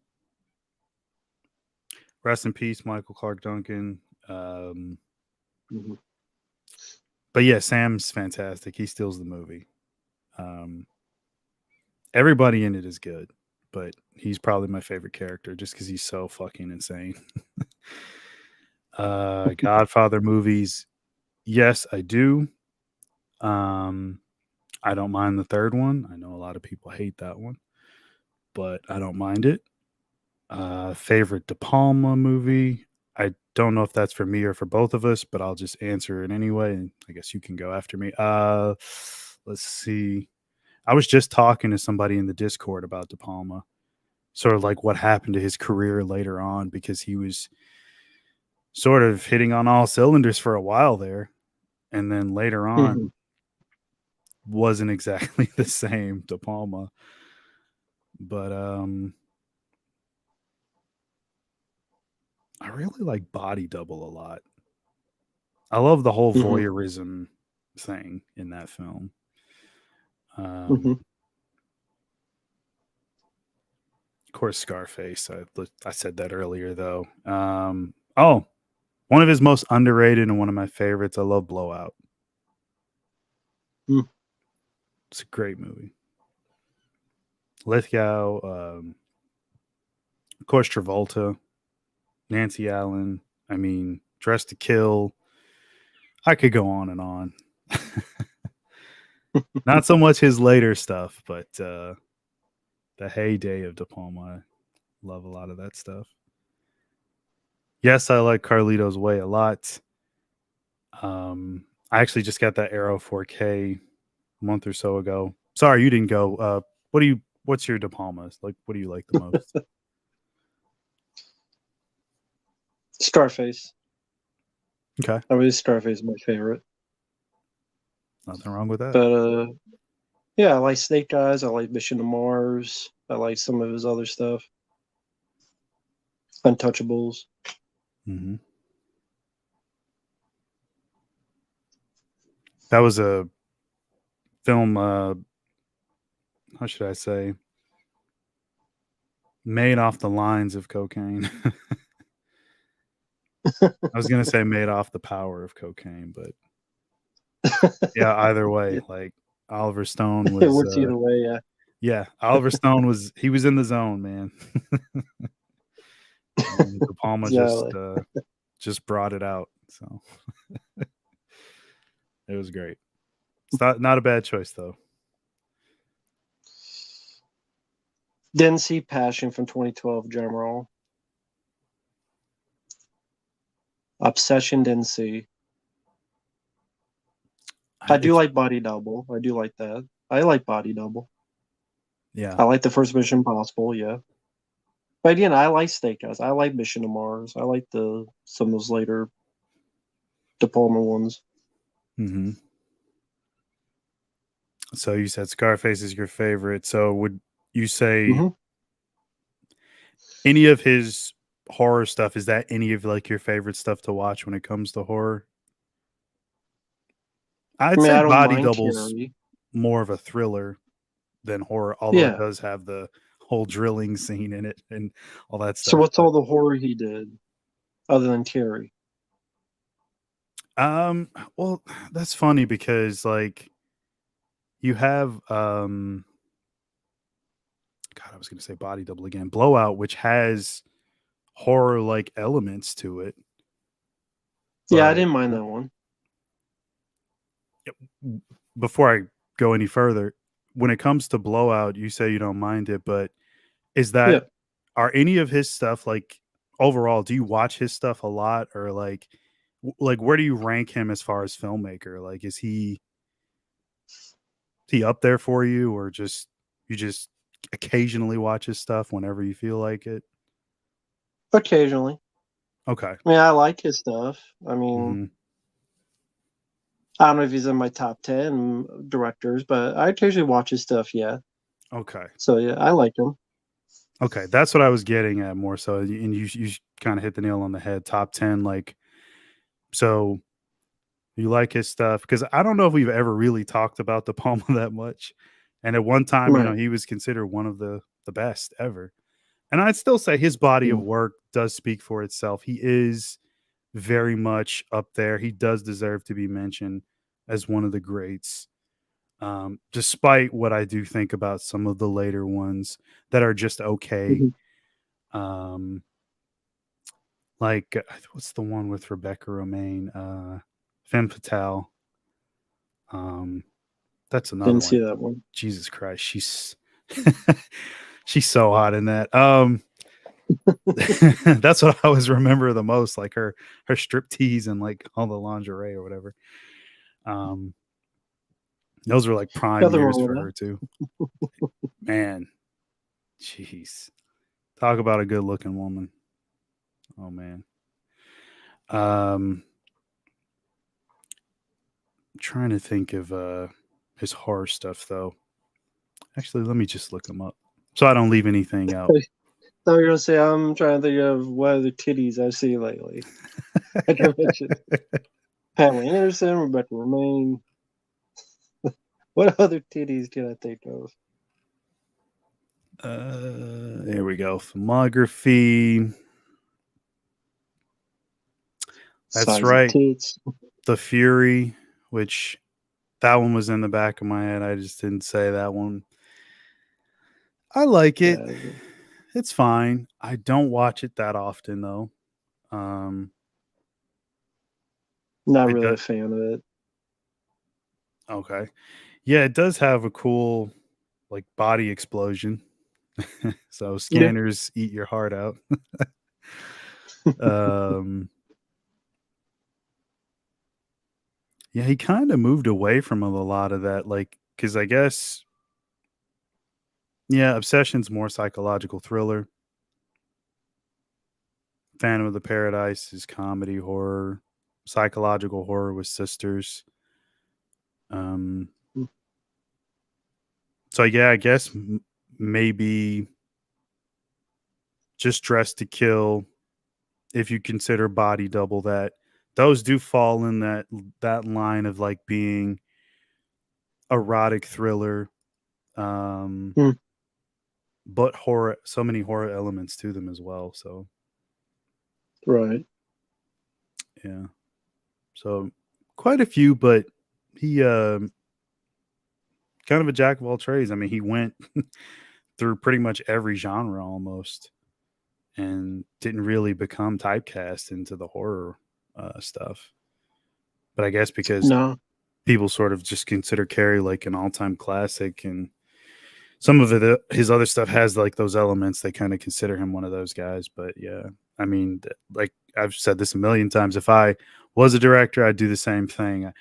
As much as I love horror or action or anything, I do pretty much every genre, except maybe like a musical or something. I don't know if I could pull that off, but all the other stuff, I definitely give a shot. Maybe some more than others, though. Okay. Yeah, I would say Scarface, Casualties of War, Body Double, Mission Impossible, Mission to Mars. Like those would be my favorites of his. Okay. Fuck Francis Ford Coppola. He fucking sucks. Neil Punk. Overrated director. Fuck Francis Ford Coppola. What? I gotta hear this. What's your issue with good old Francis? What did he do to you? As a person or as a filmmaker? No, just filmmaker. Godfather films, I think, are overrated as shit. Okay, I Bram could Stoker's see Dracula. Mm-hmm. I don't mind visually, but I have issues with it. Keanu Reeves, for example. There's some good direction there. Mm-hmm. What the hell? I mean, Apocalypse Now is there, but there's many other war films I prefer. Platoon, I was about Hamburger to say Hill, Platoon. Full Metal Okay. Jacket, Mm-hmm. Casualties of War. Mm-hmm. The Outsiders is there, but could take it or leave it. Rumblefish, wasn't a fan. I used to love that movie so much as a kid. Outsiders. I watched it again not that long ago, and it had been a long time, and I don't feel the same way as I used to about Okay. it. So, yeah, I'm not as big of a fan as I used to be. And like Jack or Robin Williams, I thought it was kind of silly. I know it's meant to be, but it's just that. Mm. So, what other ones did he do? Well, I mean, you kind of hit all of the more important ones, except maybe for Jack, I guess, which I think even he would like to forget about. Did you ever see, what was it, Dementia 13? Do you remember that one? No, I didn't see that one. That one Yeah, was Apocalypse Now is there when compared to Full Metal Jacket, which I think is much better in terms of showcasing just the insanity of basic training. I think Stanley Kubrick had a much better handle of the Vietnam War than what it did to soldiers than Francis Ford Coppola at Apocalypse Now. I was responding to someone's like, Apocalypse Now was there? Yeah, to me, I much prefer Hamburger Hill. I much prefer Full Metal Jacket. Much prefer those. Casualties of War. okay. I think they hit a lot more of the emotional notes. I like the cast more. Apocalypse Now, to me, the backstory is more interesting than the movie. Marlon Brando goes crazy. Good. He's crazy in real life. Just like he's crazy. I'm Dr. Moreau. I do like Platoon. Again, those films I like all more than Apocalypse Now. I don't think it's a bad movie. I just think it's there, and I never felt a need to rewatch it compared to all those films I mentioned that I get more into the characters. I get more into the way it's directed. I get more into, Hamburger Hill. I think it's a very underrated film. That ending scene where they're on the hill and they see the death and destruction of the hill, and there's like Don Cheadle and Dylan McDermott and all the people there bloodied up, and you see all the decimation. That's more powerful to me than anything I saw on Apocalypse Now. And then you have the Phil Glass music at the end credits. That's just my opinion. Okay. What were his other movies? Rainmaker. Not a fan. I better remember that movie. I know Matt Damon was in it. Yeah, Damon, Glover. I think DeVito was in that. Mickey Rourke, John Voight. Cast was great. Movie, I mean, it's it's a legal drama type movie, and that was like his follow up after Jack. So, like I'm not. You might have a point. I never really thought about it like that, but yeah, his I just career. think with all the other directors like Scorsese and Tarantino and De Palma, I put all of them head and shoulders above Francis Ford Coppola, easily. Disregarding what I think of him personally with the Vet de Salva stuff, just as a filmmaker, Scorsese, Tarantino, De Palma, I think all those have a much more consistently solid career of films that I personally liked. So I wouldn't disagree. He's I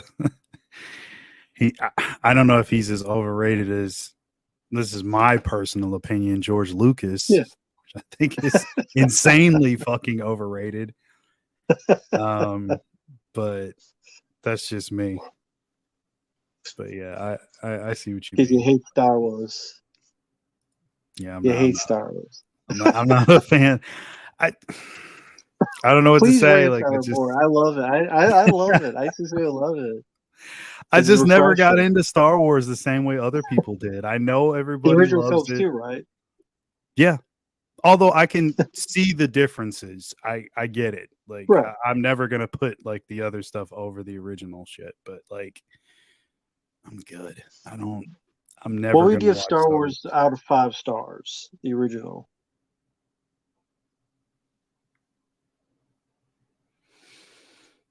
Or is it like 4 out of 10 Bret Hart? No, they're not. No, 4 out of 10, like Bret Hart. Would that be your sincere one? No, I'm joking. It's not that bad. 3 out of 10. Okay, put it this way: as a film, for what he did with it, I'd say it's a solid 6 out of 10. Like, I get the characters, all the stuff he's doing. I get the effects, all that. It's fine, but it's not my thing. Personally, right. I wouldn't watch it because I'm just not into it. I just never was. And I didn't grow up in the era where that was like the big thing. So, I mean, I like the original Star Wars trilogy, but I'm not going to defend. Like, it's like I like them, but they're not in my top 100 movies. This movie is. Other movies are, but of course. Yeah. But it's funny. I have from time to time Fabio. He's been on this channel, the Italian Stallion 51.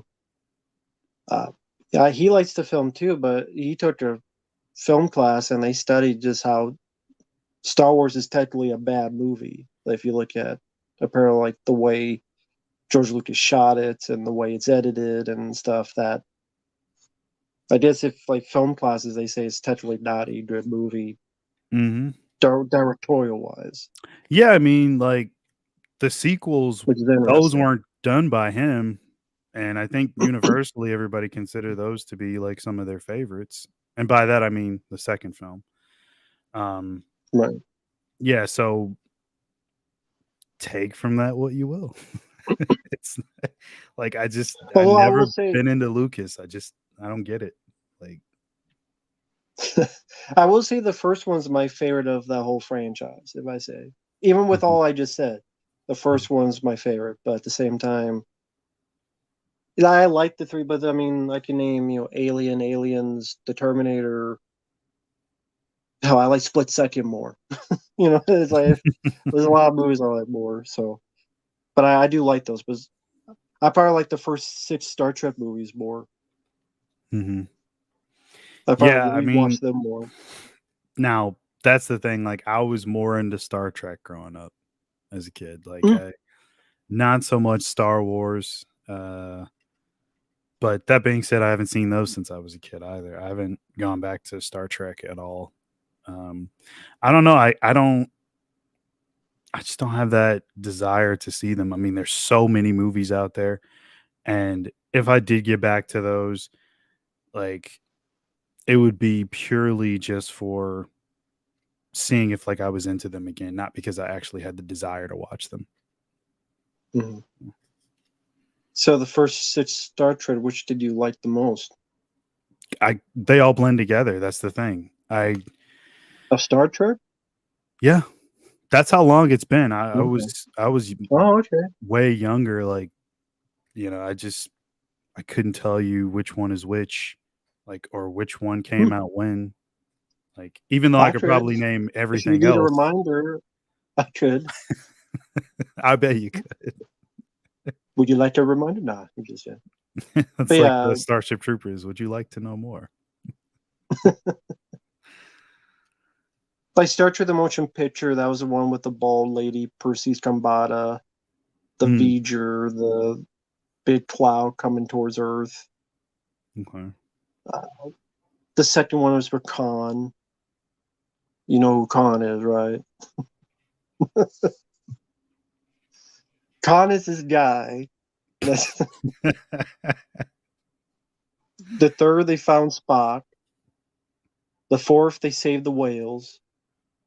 The fifth, they forgot the special effects. And the sixth, they won the Cold War again. I forgot the special effects. Thank you, man. Have you heard or seen the film Stalker from the 70s? I always thought the film was overlooked. I never heard of Stalker. I've heard of The Night Stalker, but I've never heard of a film called just Stalker. None. Haven't seen it. Have not seen it. I did watch the Kevin Williamson show called Stalker from 2014, which nobody ever mentions. I didn't finish that season. I think it only had one season, and it was okay from like the start of it, but that's way off topic. So it's a 1979 Soviet sci-fi fantasy art film. Andrei Tarkovsky made it. Expedition led by a figure known as the Stalker, who guides his 2 clients through a hazardous wasteland to a mysterious restricted site known as the Zone. Sci-fi fantasy dramatic. Okay. No, I've never heard of this. 1979. But I guess I don't live in the Soviet Union, so I didn't see it then. This is not Mother Russia.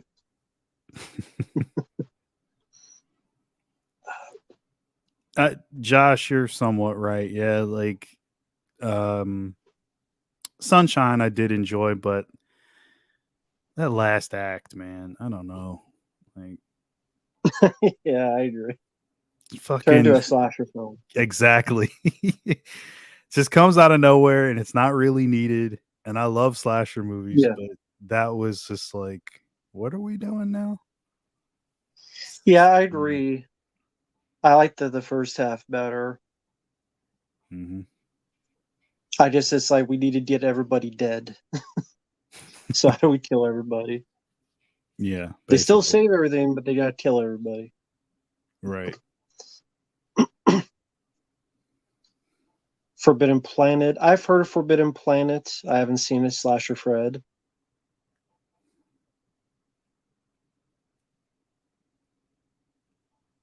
Okay, so a few film Stalker. Big fan of the sci-fi novel. Stalker ended up killing some of the cats from toxic waste in a river system they filmed in. Jesus. The cats from a toxic waste in a river system they filmed in. Sounds like that John Wayne movie, Genghis Khan one, where so many people died because it was like radiation. They were filming somewhere where there's like radiation, and then a lot of people died from cancer later. Oh, jeez. Sounds like a field Yeah, of The me. Conqueror. Well, it's about Genghis Khan, but it's like where they filmed it. They filmed it in the wrong spot. They didn't do their research. Mm-hmm. So I think it's like where, I forget the statistics. Didn't that also happen with Wizard of Oz? There's some stuff that was toxic, and then people die later on. I I can't do not know remember. that story. No, I don't know. I thought there was something about Wizard of Oz, like there's some toxic, something about it. And a lot of people died later on. I can't remember. Oh, don't know. Atomic Testing Ground, Nevada, the Genghis Khan movie. That's what it was. Mm. Because no one did the research. Has Mark seen the movie The Zero Boys? That sounds very familiar. There's Bill Skarsgård in that too. He's a zero. Is he really? You don't think he is? No, I mean like in the No, movie. he's not in the movie. No. Okay, like No, that's he's what I not was in the gonna movie. say. Like That's like a movie from this is like a movie from the 80s or something. that's what I thought. I was like, wait a minute, is he? Yeah. I don't remember honestly. I don't know if I have seen it. If I have, it's probably been a long time. Let me look it up real quick. Hold on. Let me check. The You know, name it's funny, sounds very people. familiar. Yeah. You guys have mentioned Solaris. I saw a film recently for request. The review will be coming sometime. Spaceman with Adam Sandler. That's very reminiscent of Solaris. A lot of people didn't like it, but I did. So I guess I'm going to be the little man out when I review that. It has its issues. It's not subtle at all. That's one issue. It's very, very blatant. But it's a lot like Ad Astra, which I really enjoy with Brad Pitt. I loved that movie. It's very slow. It's very contemplative science fiction about that one, Spaceman, about loneliness, second chance at love. There's some weird, quirky things to it, but I thought Adam Sandler was like to see him do something different. Mhm. Like I say, it's not perfect, but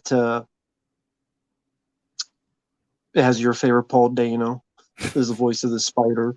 Fucking Dano. I thought he did a good job. It was a calming, soothing voice that worked, and then you could either look at it as it was a real entity or if it was a figment of his imagination trying to talk with Adam Sandler about his problems. You could look at it either way, Mm-hmm.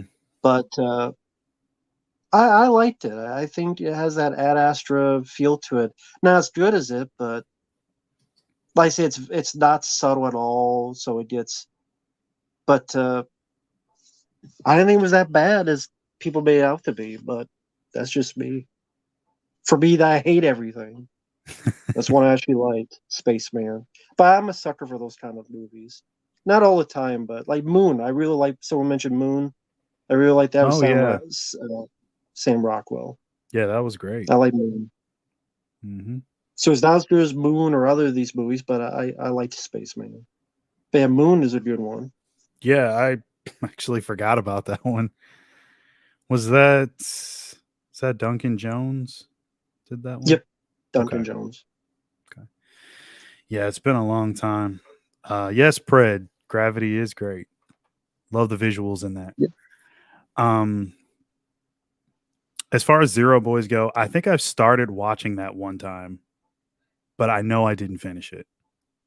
I'm pretty sure I didn't. I probably seen like the first 15 or 20 minutes and I never went back to it. That's why I'm like, I know that movie, like I know the title, but yeah, I've never finished it. Okay then. Very cool.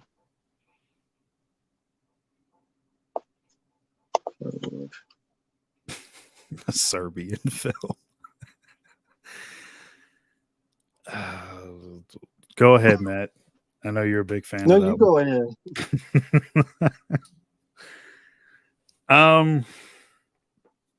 I think that all the excuses that the filmmakers gave for the reason why they made the movie is somewhat bullshit.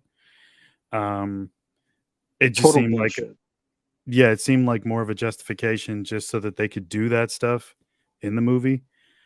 And I think, you'll have your hardcore, really hardcore gorehounds and people that like that kind of stuff, but I sit more on the side of like, just why? Like, what's the point? You couldn't get your point across in another facet than like just showing the most depraved acts known to man.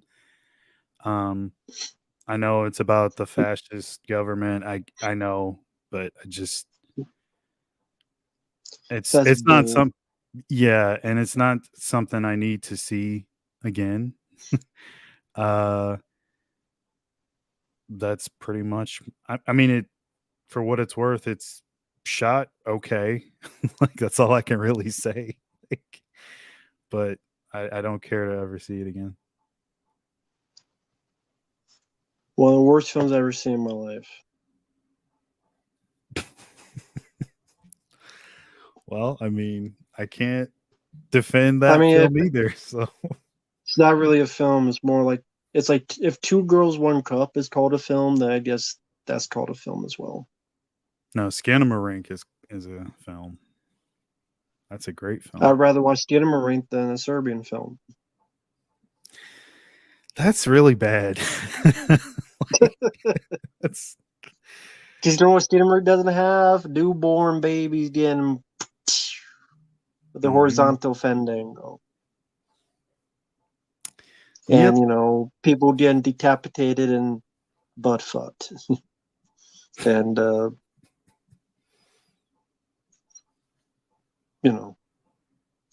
kids, being bamboozled by their dads with the butt smell. So yeah, that's a Serbian film. Has a lot of that great stuff in it. Mm-hmm. And then wants to justify, but this is about the government. Maybe the government knew you and said, fuck off. Maybe they knew you were dumbasses. And that's why they're mad at you. Because they know you're dumbasses that would make dumbass shit like this.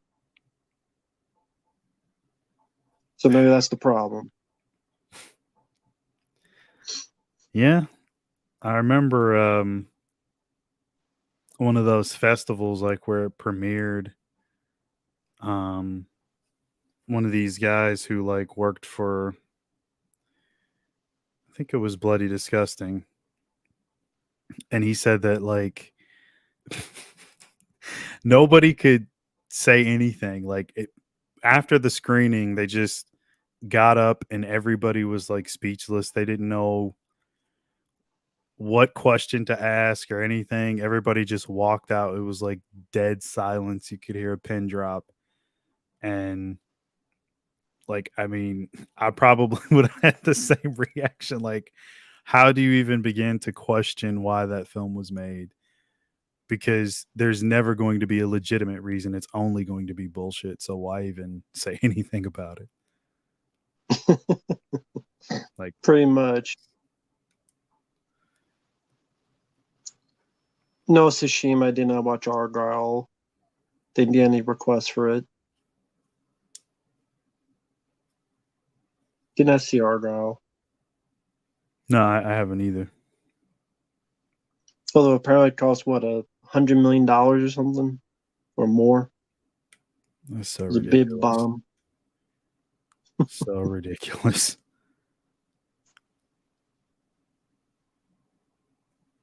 No, Mike, I'll take your word for it, Under. I'll take your word for it. Yeah, It's I only mean, a movie. Yeah, a shitty movie. Yeah. I remember those, the August Underground films. Those weren't nearly as bad as the vomit gore movies. Those were way more disgusting. I'll And pass. And intentionally blasphemous. Like they were trying to be offensive. So yeah, I'm Good for them. I'm still trying to get we got to get Garrett on one of those. So he can have a panic attack when he watches it. It's gonna be great. At least they're not trying to get me on for those. We're gonna So get I you guess I too. should be happy. We're gonna get you too, Matt. You gotta join us. No, you have to pay me and Garrett like $100 each.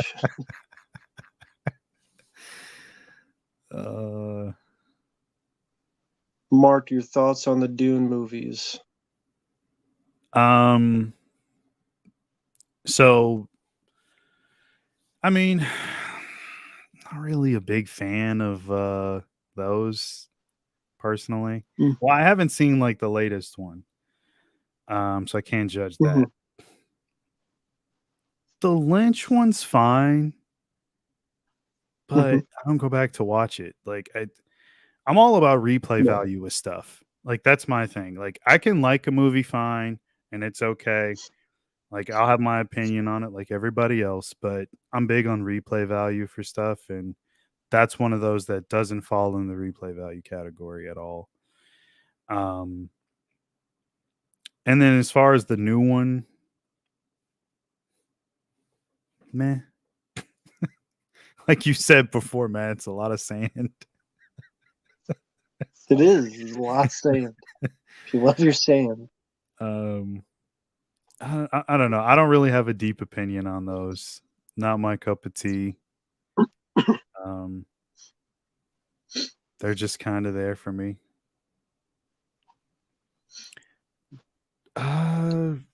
Cannibal Apocalypse.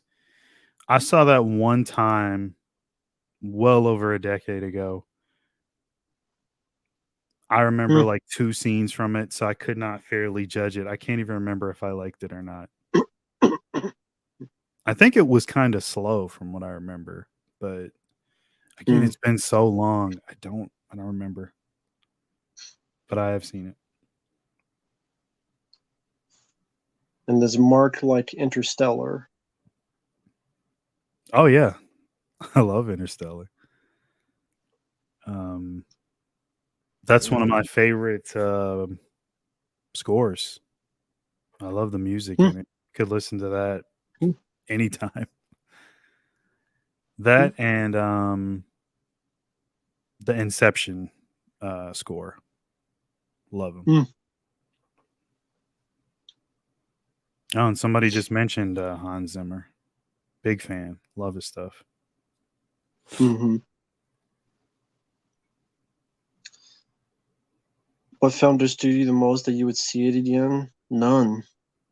Because I wouldn't see it again. I'm not into that shit. Which movie? He says, what film disturbed you the most, but you would see it again? I'm like, none, because I'm not into that shit, so I wouldn't rewatch it again.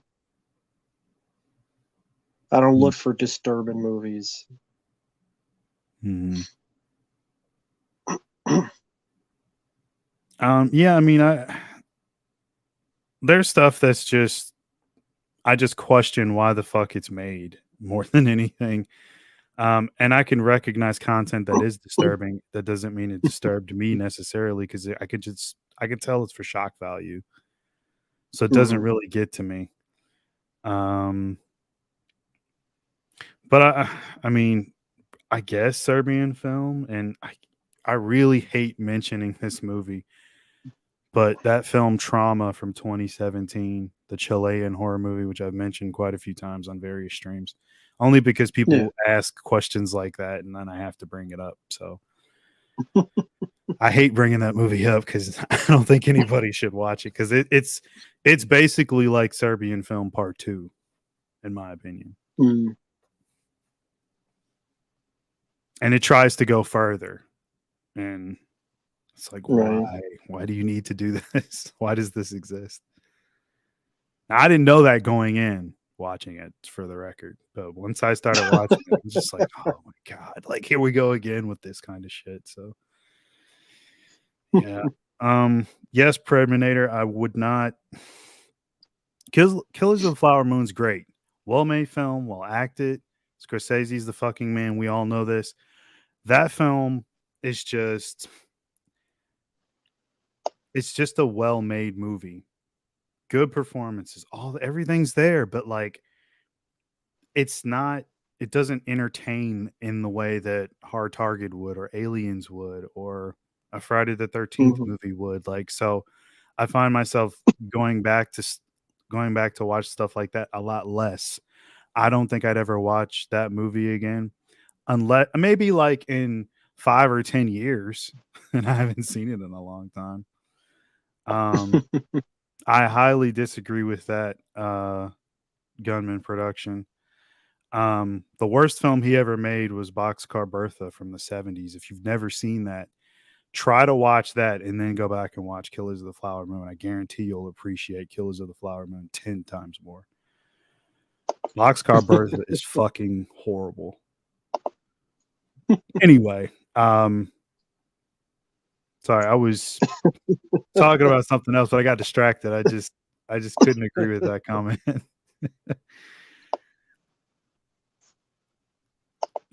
Yes, I like Prestige. It's a good movie. Mm,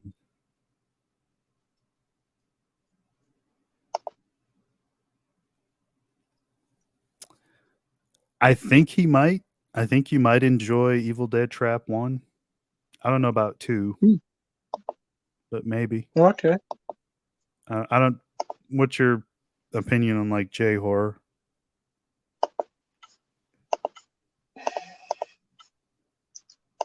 Not really many I liked, really. I like the remake. Okay. I don't know. I mean, I'm trying to think of like Run You, I barely remember. A lot of this I don't really remember much. Rendu and Grudge. The Grudge. There's probably been a few I've seen that are like, eh. Mhm. But then they have like weird ass stuff like, here's a boy and he sounds like a cat for some reason. And was that the thing in the Grudge? Like there's a boy, but then when he screams, it's like a cat. Like, what the Yeah. fuck? Yeah. How is that scary? Meow. Fuck is that scary? But I mean, yeah, Rat Hammer. I know you like that film Cure. I thought you know my thoughts on it. It's there, but I mean, yeah, it is what it is. I do appreciate some of them, but it's not like I don't go on my way to find them. Mhm. Um, Gunman production. I mean, I get what you're saying, but like how first of all, that's the type of film where you kind of know from the trailer what's going to happen. If you know the plot synopsis of that film, you see the trailer, you know what's going to happen. Like there's just no way not to. In terms of pacing, it is 3 hours and once again, look at the plot. Like how do you not do you really think that's going to be a film that moves at a fast pace? I don't think there's anything that they could have done to make it move any faster than what it was because of the type of story they're trying to tell. So, I mean, I get what you're saying, but I still say Boxcar Bertha is his worst movie. Just watch it. Like, there's a challenge for you. Go watch it and then come back and tell me what you think. No, Jamro, I did not like Ichi the Killer. Not into that director. Takashi Miike or Miike, however you say his Yeah, name. Yeah. he's a fucking weirdo. This is his film seems like.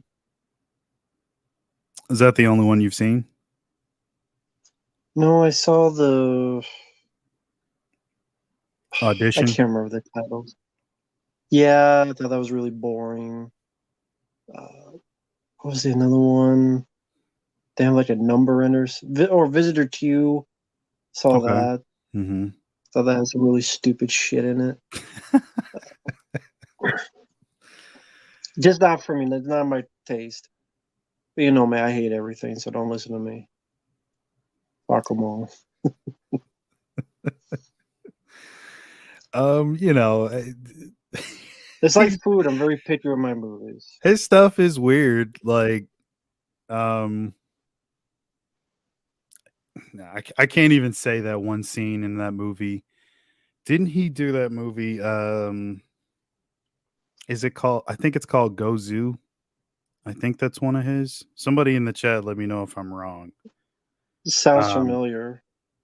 Okay. Yeah. That movie's got some weird shit in it. So, like, you know, I get where you're coming from. Mm. Okay, Rat Hammer says he did. Yeah, he did do Go Zoo. I figured that. Like, it's fucking weird movie. I can't even talk about that one in detail. Well, Cam, I'm supposed to do a commentary sometime, a review. That was a request, so I saw it once long ago, but that'll be a request sometime this month. Someone has requested, so that'll be up sometime. I gotta do it first. Cool. Yes, Preminator. I love Con Air. It's 100% pure fun action movie. Love it, love it, love it. Yeah, Mike, there you go. Tell that to the other guy. Gunman. Gunman. Sorry, Gunman. I'm not dissing you. I just forgot your name for a second. But yeah, like watch those two and then come back and tell me what you think. I'm just curious. Fight, fight, fight, fight, fight.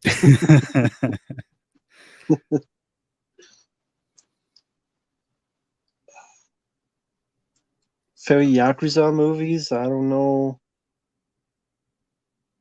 I really don't know what Yakuza movies there are. I mean, I like Black Rain. I like The Challenge. I don't know if those fit in. Mm-hmm.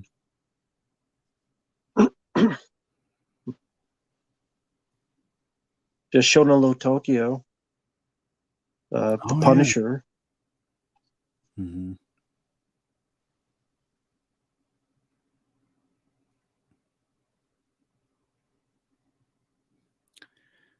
God, there's so many comments. I'm trying to scroll down so I don't miss anybody. I don't agree, Rat. I don't think Audition's excellent. It's a bunch of boring shit where a guy who's a fucking idiot goes with this girl who's a fucking Amber Heard, and then goes up and cuts his foot off and ready to cut his dick off, and then she just fucked up the end. You forgot about the scene where she feeds him vomit. Yeah, of course I forgot about that. How could I forget that movie or that scene? Of course, It's the such best a part of the fantastic movie. scene. Exactly. I love vomit foo. Vomit for comment. Exactly. If people like it, that's fine. It's just not always going to be for me. Mm-hmm. Mark, would you rather see Bad Boys 4 or Beverly Hills Cop 4? Said they're both coming out.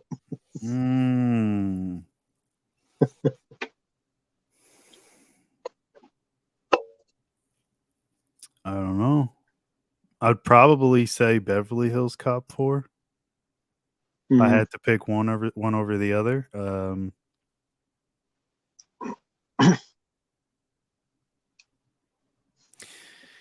Yeah. Well, Beverly Rat Hills Hammer, Cop 4. Rat Hammer, I liked it more when it was called Misery. Audition. I liked the movie more when it was called Misery. So I'll go with that one instead. You can have Audition. I'll take Misery. Rat Hammer. I'll take Misery. But it doesn't have the vomit scene in Misery. Come on. I know Kathy Bates didn't feed James Conn vomit. I know. Shucks.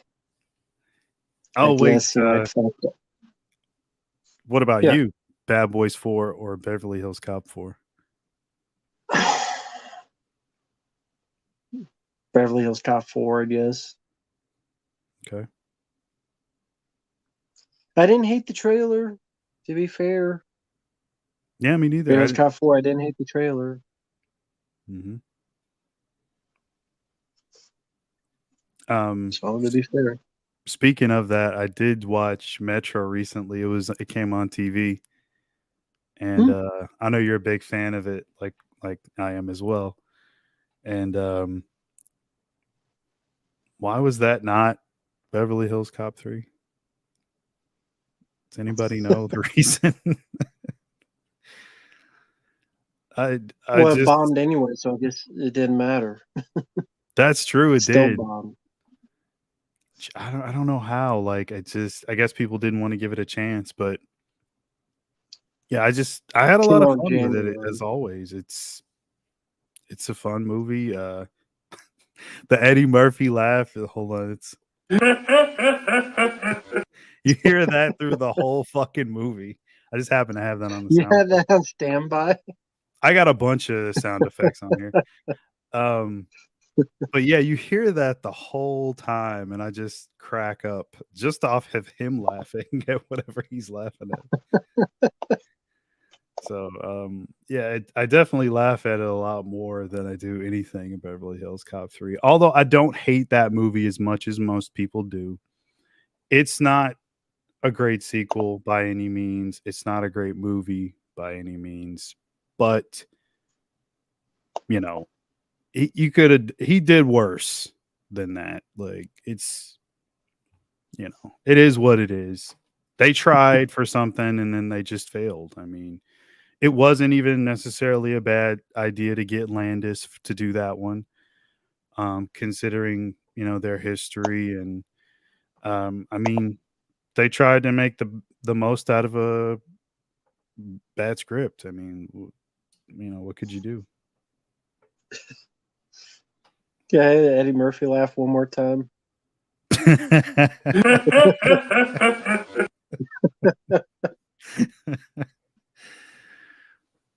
It's man. that. I mean, yeah, it's a classic laugh.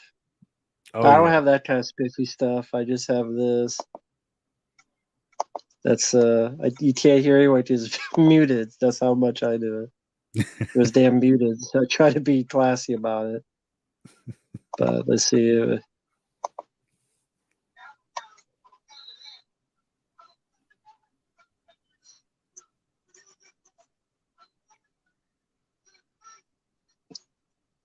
Yeah, I know you couldn't hear it because the audio on the damn thing was bad. So that was great.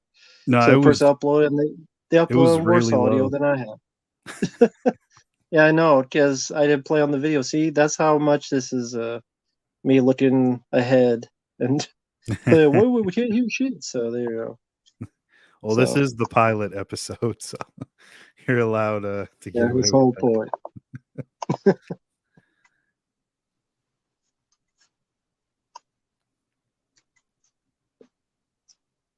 Yeah, Zombie NATO. Yeah.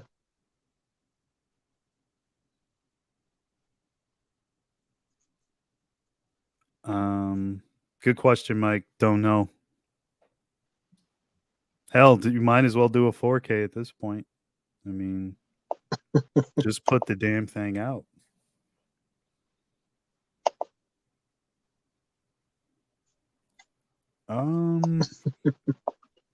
I have seen Takashi's Masters of Horror episode. That was Imprint, I think, was the one. It was Oh, fine. okay. I haven't seen it in a long time. That's another one I got to go back to. That had the box set for it, like the Mausoleum for season 1, had like an extra disc, and the extras on that were great because they even had one of the Masters of Horror dinners, which is where the whole like idea came from. All the directors getting together for dinner, and then Yeah. that's how the whole term got coined. And I think the name of it was created by Guillermo del Toro. If I'm remembering correctly, what McGarris said, it was Del Toro. He just like said it at a dinner, and then it just kind of stuck. Then they thought about the ideas for the show, and like it just kind of snowballed and just became a thing. but it was such a great idea to give all those guys a lot of freedom. And that was, I think, the draw was that they would have complete freedom with all their episodes. They could do whatever they wanted. The only downfall was that they had to pick from a bunch of scripts that were, like, I think pre-written. So I think there was like a big stack of them, and like Garrus was like, everybody just find something in the stack. So you got what you got, which is why a lot of those episodes aren't the best, but they did what they could with them, and I still appreciate the show for what it is. I'm glad it happened. I mean, well, that'll never happen again. So it's sort of like the Expendables, basically, like only with directors instead of actors. I mean, you'll probably never get another Expendables movie, considering how bad the last one did. So, Well, which Expendables is the first one or the fourth one? You say it's like the Expendables. oh, the fourth one. Yeah, that fourth one is it's unwatchable.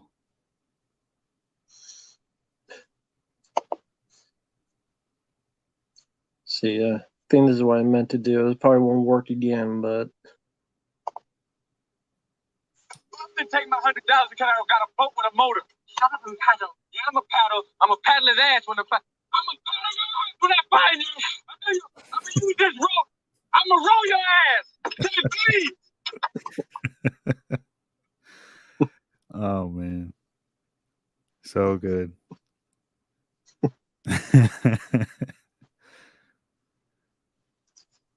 Frozen I liked from 2010. It's Adam Green film I do like. I know the guys at Deadpit don't like Adam Green. I like a couple of his movies. I like Frozen. I like Digging Up the Marrow. I think those are the only two I like of his, but I do like those two. No love for Hatchet. Come on. No, I don't like. I could stomach Hatchet 2 for a little bit, but no. I'm not a fan of any of the Hatchet films, really. Okay. Do you like them? The first one, I love the effects. I mean, it's Sean Carl Buechler. I have a soft spot for his stuff. I mean, hell, those are the best effects out of any of the 4 movies that came out. Mm-hmm. And the first one, at least, I'll say that the first one is the best out of all 4 of them. However, there is not much of a story other than people running around in the swamp. And don't get me wrong, there are other films from the 80s that have the same type of plot line. I get what he was going for. It's fine. I don't hate it as much as Deadpit does. But you know, it's there. It was a nice surprise to see the effects. That's what I always go back to. But I mean, hell, you could watch the effects on YouTube, so I guess that doesn't really mean much. But yeah, it's fine. I mean, do I go back to watch it? Not really. Yeah, I wasn't a fan of the film. Yeah, the I second think the one. characters suck, Go ahead. and the humor is just not that funny. I think the humor is trying to be like American Pie or Scary Movie, and I don't think it worked for me. Mm-hmm. Especially like they have this like very silly comedy, but then have such a downbeat ending, and then like I don't really care about the characters either. Mm-hmm. And I think Victor Crowley looks goofy. He looks like a inbred cousin of Sloth from the Goonies. Like Hillbilly Jim was Sloth from the Goonies. Mm-hmm. You got squeal like a pig. Okay. Yeah, I mean, I will say that's probably one of the worst things about it is like the look of him. I don't think it's very creative. but it still looks better than what would come later. Like by comparison, like his look in like the later movies, not good. Not good. Um God, like I just remember that time where like you had because like it was that, and then you had all of those like I always remember Cold Prey, which was the Norwegian slasher. Laid to Rest came a little bit later. It's another one that Hmm. like man, talk about like a movie that they could have done so much more with it. Kind of a cool idea for the Hmm. killer. Um, the effects are really good. I'm I don't, surprised you don't like it. A lot of people seem to like that one. you know, I, I've, I'm not going to talk bad about the director because he's passed away now. Rest in peace to Robert Hall. He was a cool dude, Hmm. but um, just the way that like that whole film played out. Very I, stupid plot, like stupid yes, plotting, like stupid like screenplay. and people will defend it by saying that like, oh, it's bad on purpose. But I'm like, No, it was they don't do that on purpose unless it's a parody. I doubt mhm, it's meant to be a parody. yeah, Like, what's the something with gas? Like, it's like they gas, like they. I don't remember like gasoline. Like, there's so many ways they could have filled it up. I don't know. It's been forever since I've seen it. I just remember like characters doing really stupid things. yeah, like them just driving around in cars from one location to another Yeah, and yeah, over and they don't over. have much gas and they're wasting it by just driving everywhere. That's Yeah, right. But even though we run out of gas, but we're just gonna keep driving, wasting all the gas when we don't know where to go. So just waste the rest of our gas hmm yeah, that we my need gas. Well, right. right. Um, That's what it was. and then the sequel was even more Dumber. ridiculous. Yeah.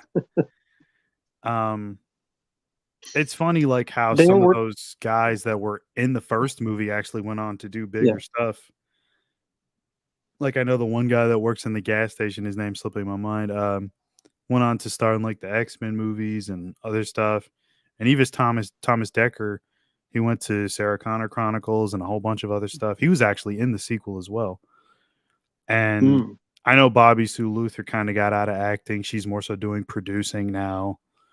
But just I think those like a lot of that stuff was such a missed opportunity. You have all these wonderful, wonderful effects, and then maybe you should have just hired a writer. Like the direction is okay enough because again, it's just a slasher film. There's no high level of art in doing something like that. Although there are various, ones that are really, really good, and then ones that are just fine to watch, and that's all it needed to be. But hire a writer, like that's not your strong suit. Or like if it's your script and you feel so protective over it, just get somebody to do like a polish on it, polish your script, and then it could have been something even better. Hmm. But yeah, that was a fun time though. I mean, I did enjoy watching all those movies at the time because there were so many. And a lot of it was Yeah. much better than the theatrical stuff that was coming out at the time because there were so many fucking remakes in the mid to late 2000s. So Yeah, like it's true. Yeah. I missed the time and it was fun. I enjoyed just going through all those like every time I went to Best Buy there was like something new coming out. You still had some Anchor Bay titles as well around that time. It was fun, but yeah, I don't I don't really go back to watch those a lot. But like I do enjoy watching the features because like Rob was really cool. He's a cool dude. No, that's cool. Yeah, and I did like his first film, Lightning Bug. I did like that. That was a cool movie. Mm. Antonio, nope, I have not seen Love Lies Bleeding. I haven't seen it.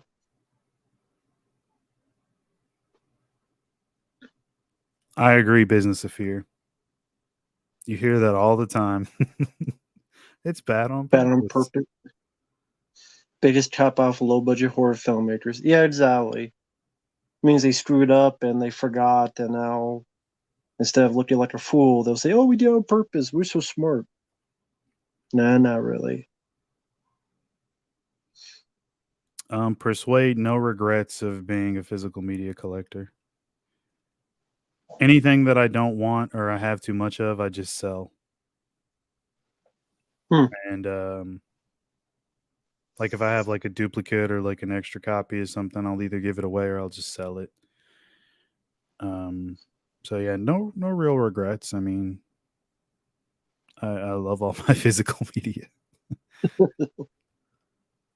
Hey there, DVB. Hey there, Andy T. Shore.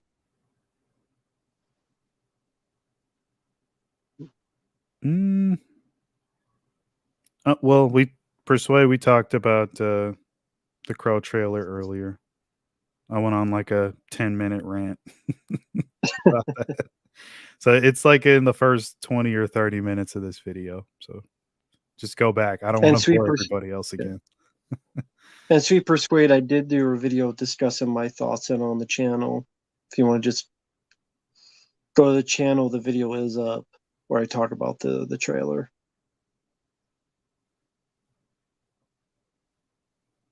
Yeah, we know Hassan. We talked about that much earlier as well.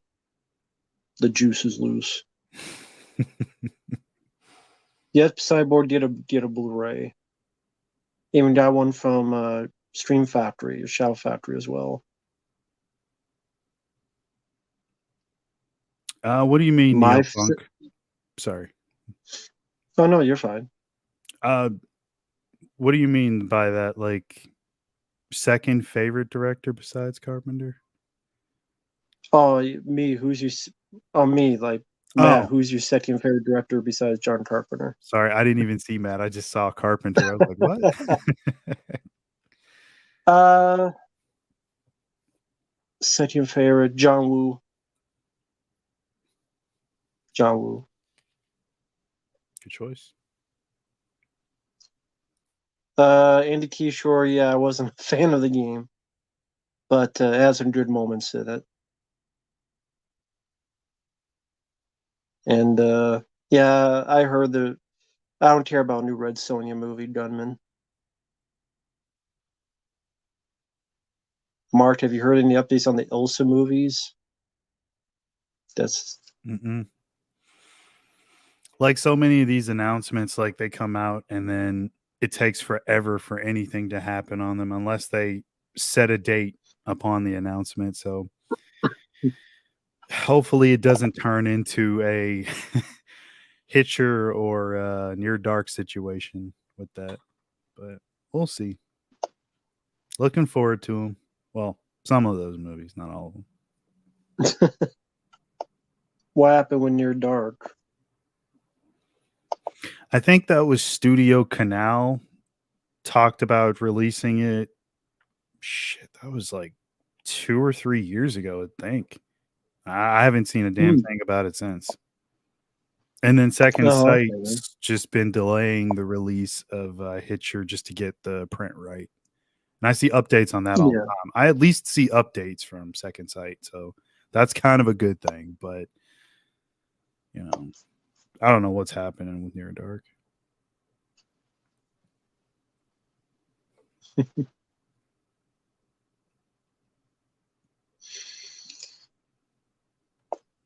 Mike, what's your favorite Romero? Oh, sorry, go ahead. He said he really likes Romero a lot. Just curious what his favorite Romero movie is. Or Craven. Okay.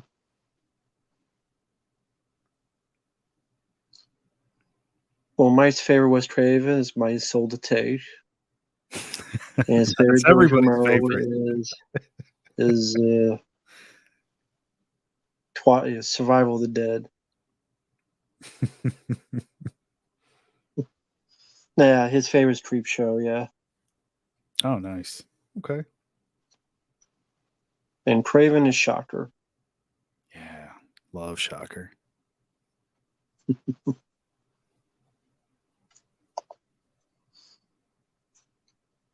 But yeah, the release I'm curious about I guess will be announced maybe next week will be Severin's Bruceploitation set.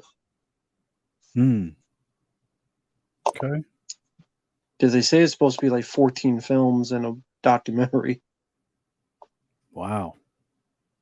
How much is that going to cost? I can only imagine with Severin. I don't know, but I will probably pay it because I rarely get stuff and I'm a sucker for those kind of movies, and those had never been released worth a crap, and because they're because of what the kind of movies they are. But I'm a sucker for that kind of stuff, so it'd be cool to splurge on one box set. I might as well do it for that one. That's not a bad thing. I mean, like you said, you don't buy a lot of stuff, so treat yourself. Just I'd say like if it's more than like it'll probably be like 200 or something, knowing them. It's 14 movies. Just wait on like the Black Friday sale or something, because like they have sales all the time. But that's usually like one of their biggest sales, so I'd say wait for that. But hey, you don't have to listen to me. If you want to splurge, go ahead. I understand. Second Size doing Near Dark just hasn't been announced yet. Okay, well, if they got it, great. I mean, I can expect some top quality. That's really cool, man. Good to hear. Glad the project's not dead. Just wait a couple years and then it'll come out. Yeah.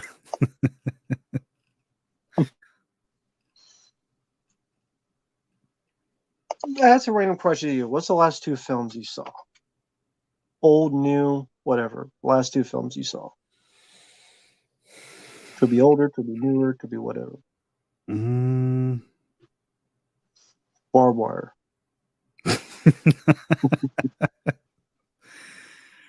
I'm going to get back to that question. Sorry to do this, but somebody mentioned in the chat, it just moved. What was my favorite Walter Hill movie? Or I guess maybe both. You mentioned Barbed Wire. I always thought he would have been a good choice to direct that, because he knows the value of a dollar. He knows how to stretch money, and he does a great job at making like settings like feel a lot more authentic, and like, because that guy, what was that guy? Is it David Hogan that did that? Did Barbed Wire? He was like a music video director or something. He wasn't really like an established filmmaker.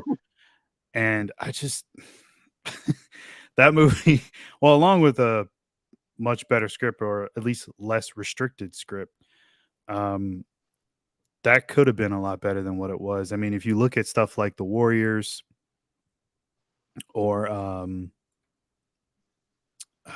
Streets of Fire, Last Man Standing, even, which was, I'm pretty sure that was the Prohibition era. Like, he knew how to make those environments like come to life, and it didn't seem like he was all about just spending money, throwing money at everything. I just thought he would have been, but I think at the time, because wasn't Last Man Standing 96? Yeah, so, well, I was like, which one do you want him to do, Barbed Wire or Last Man Standing? So he would have been busy at the time, but maybe if they could have put Barbed Wire off, it would have been in better hands with Walter Hill. But my favorite Walter Hill movie, I love The Warriors a lot. Might be The Warriors. Southern Comfort's great. I always like Trespass. It's just the chemistry that Paxton has with William Sadler is just fucking great. I could watch them all day. Like, they do it for me in that movie. I mean, you got Ice-T and Ice Cube, oddly enough. They were fine. But yeah, Trespass is really, really fun. That's one of my movies. It's a fun one. Undisputed, I like some of the fighting in that. Haven't seen that in forever. Yeah. I guess I go with the Warriors, but I mean, I'm a fan, so I like a lot of his stuff. Cool. So with Oh, that, yeah. we're probably gonna wrap it up a bit. It's getting to be almost 3 hours. Get a bit tired and stuff. Wow, it So is. that's why I've been a bit low energy. I did not see the time. That But did not feel like 3 hours. yeah, 2 hours and 45 minutes. So been a lot of fun. Hanging with Mark, he's a great guy. Oh. Like I said, the time went by fast. Mhm. Just pick up your barbed wire anytime soon. 4K or whatever. But with that said, If I get it, I yeah. will show it off on here. But yeah, it's I don't know. I will see. A lot of it depends on the price and on those features. We'll see what happens. Yeah. Thanks So to the chat though. Everybody was great in the chat. Yeah. Yeah, thank you guys in the chat for stopping by. You guys have a good night, safe weekend. Take care out there. And we will see you guys later. Bye-bye for now. See you.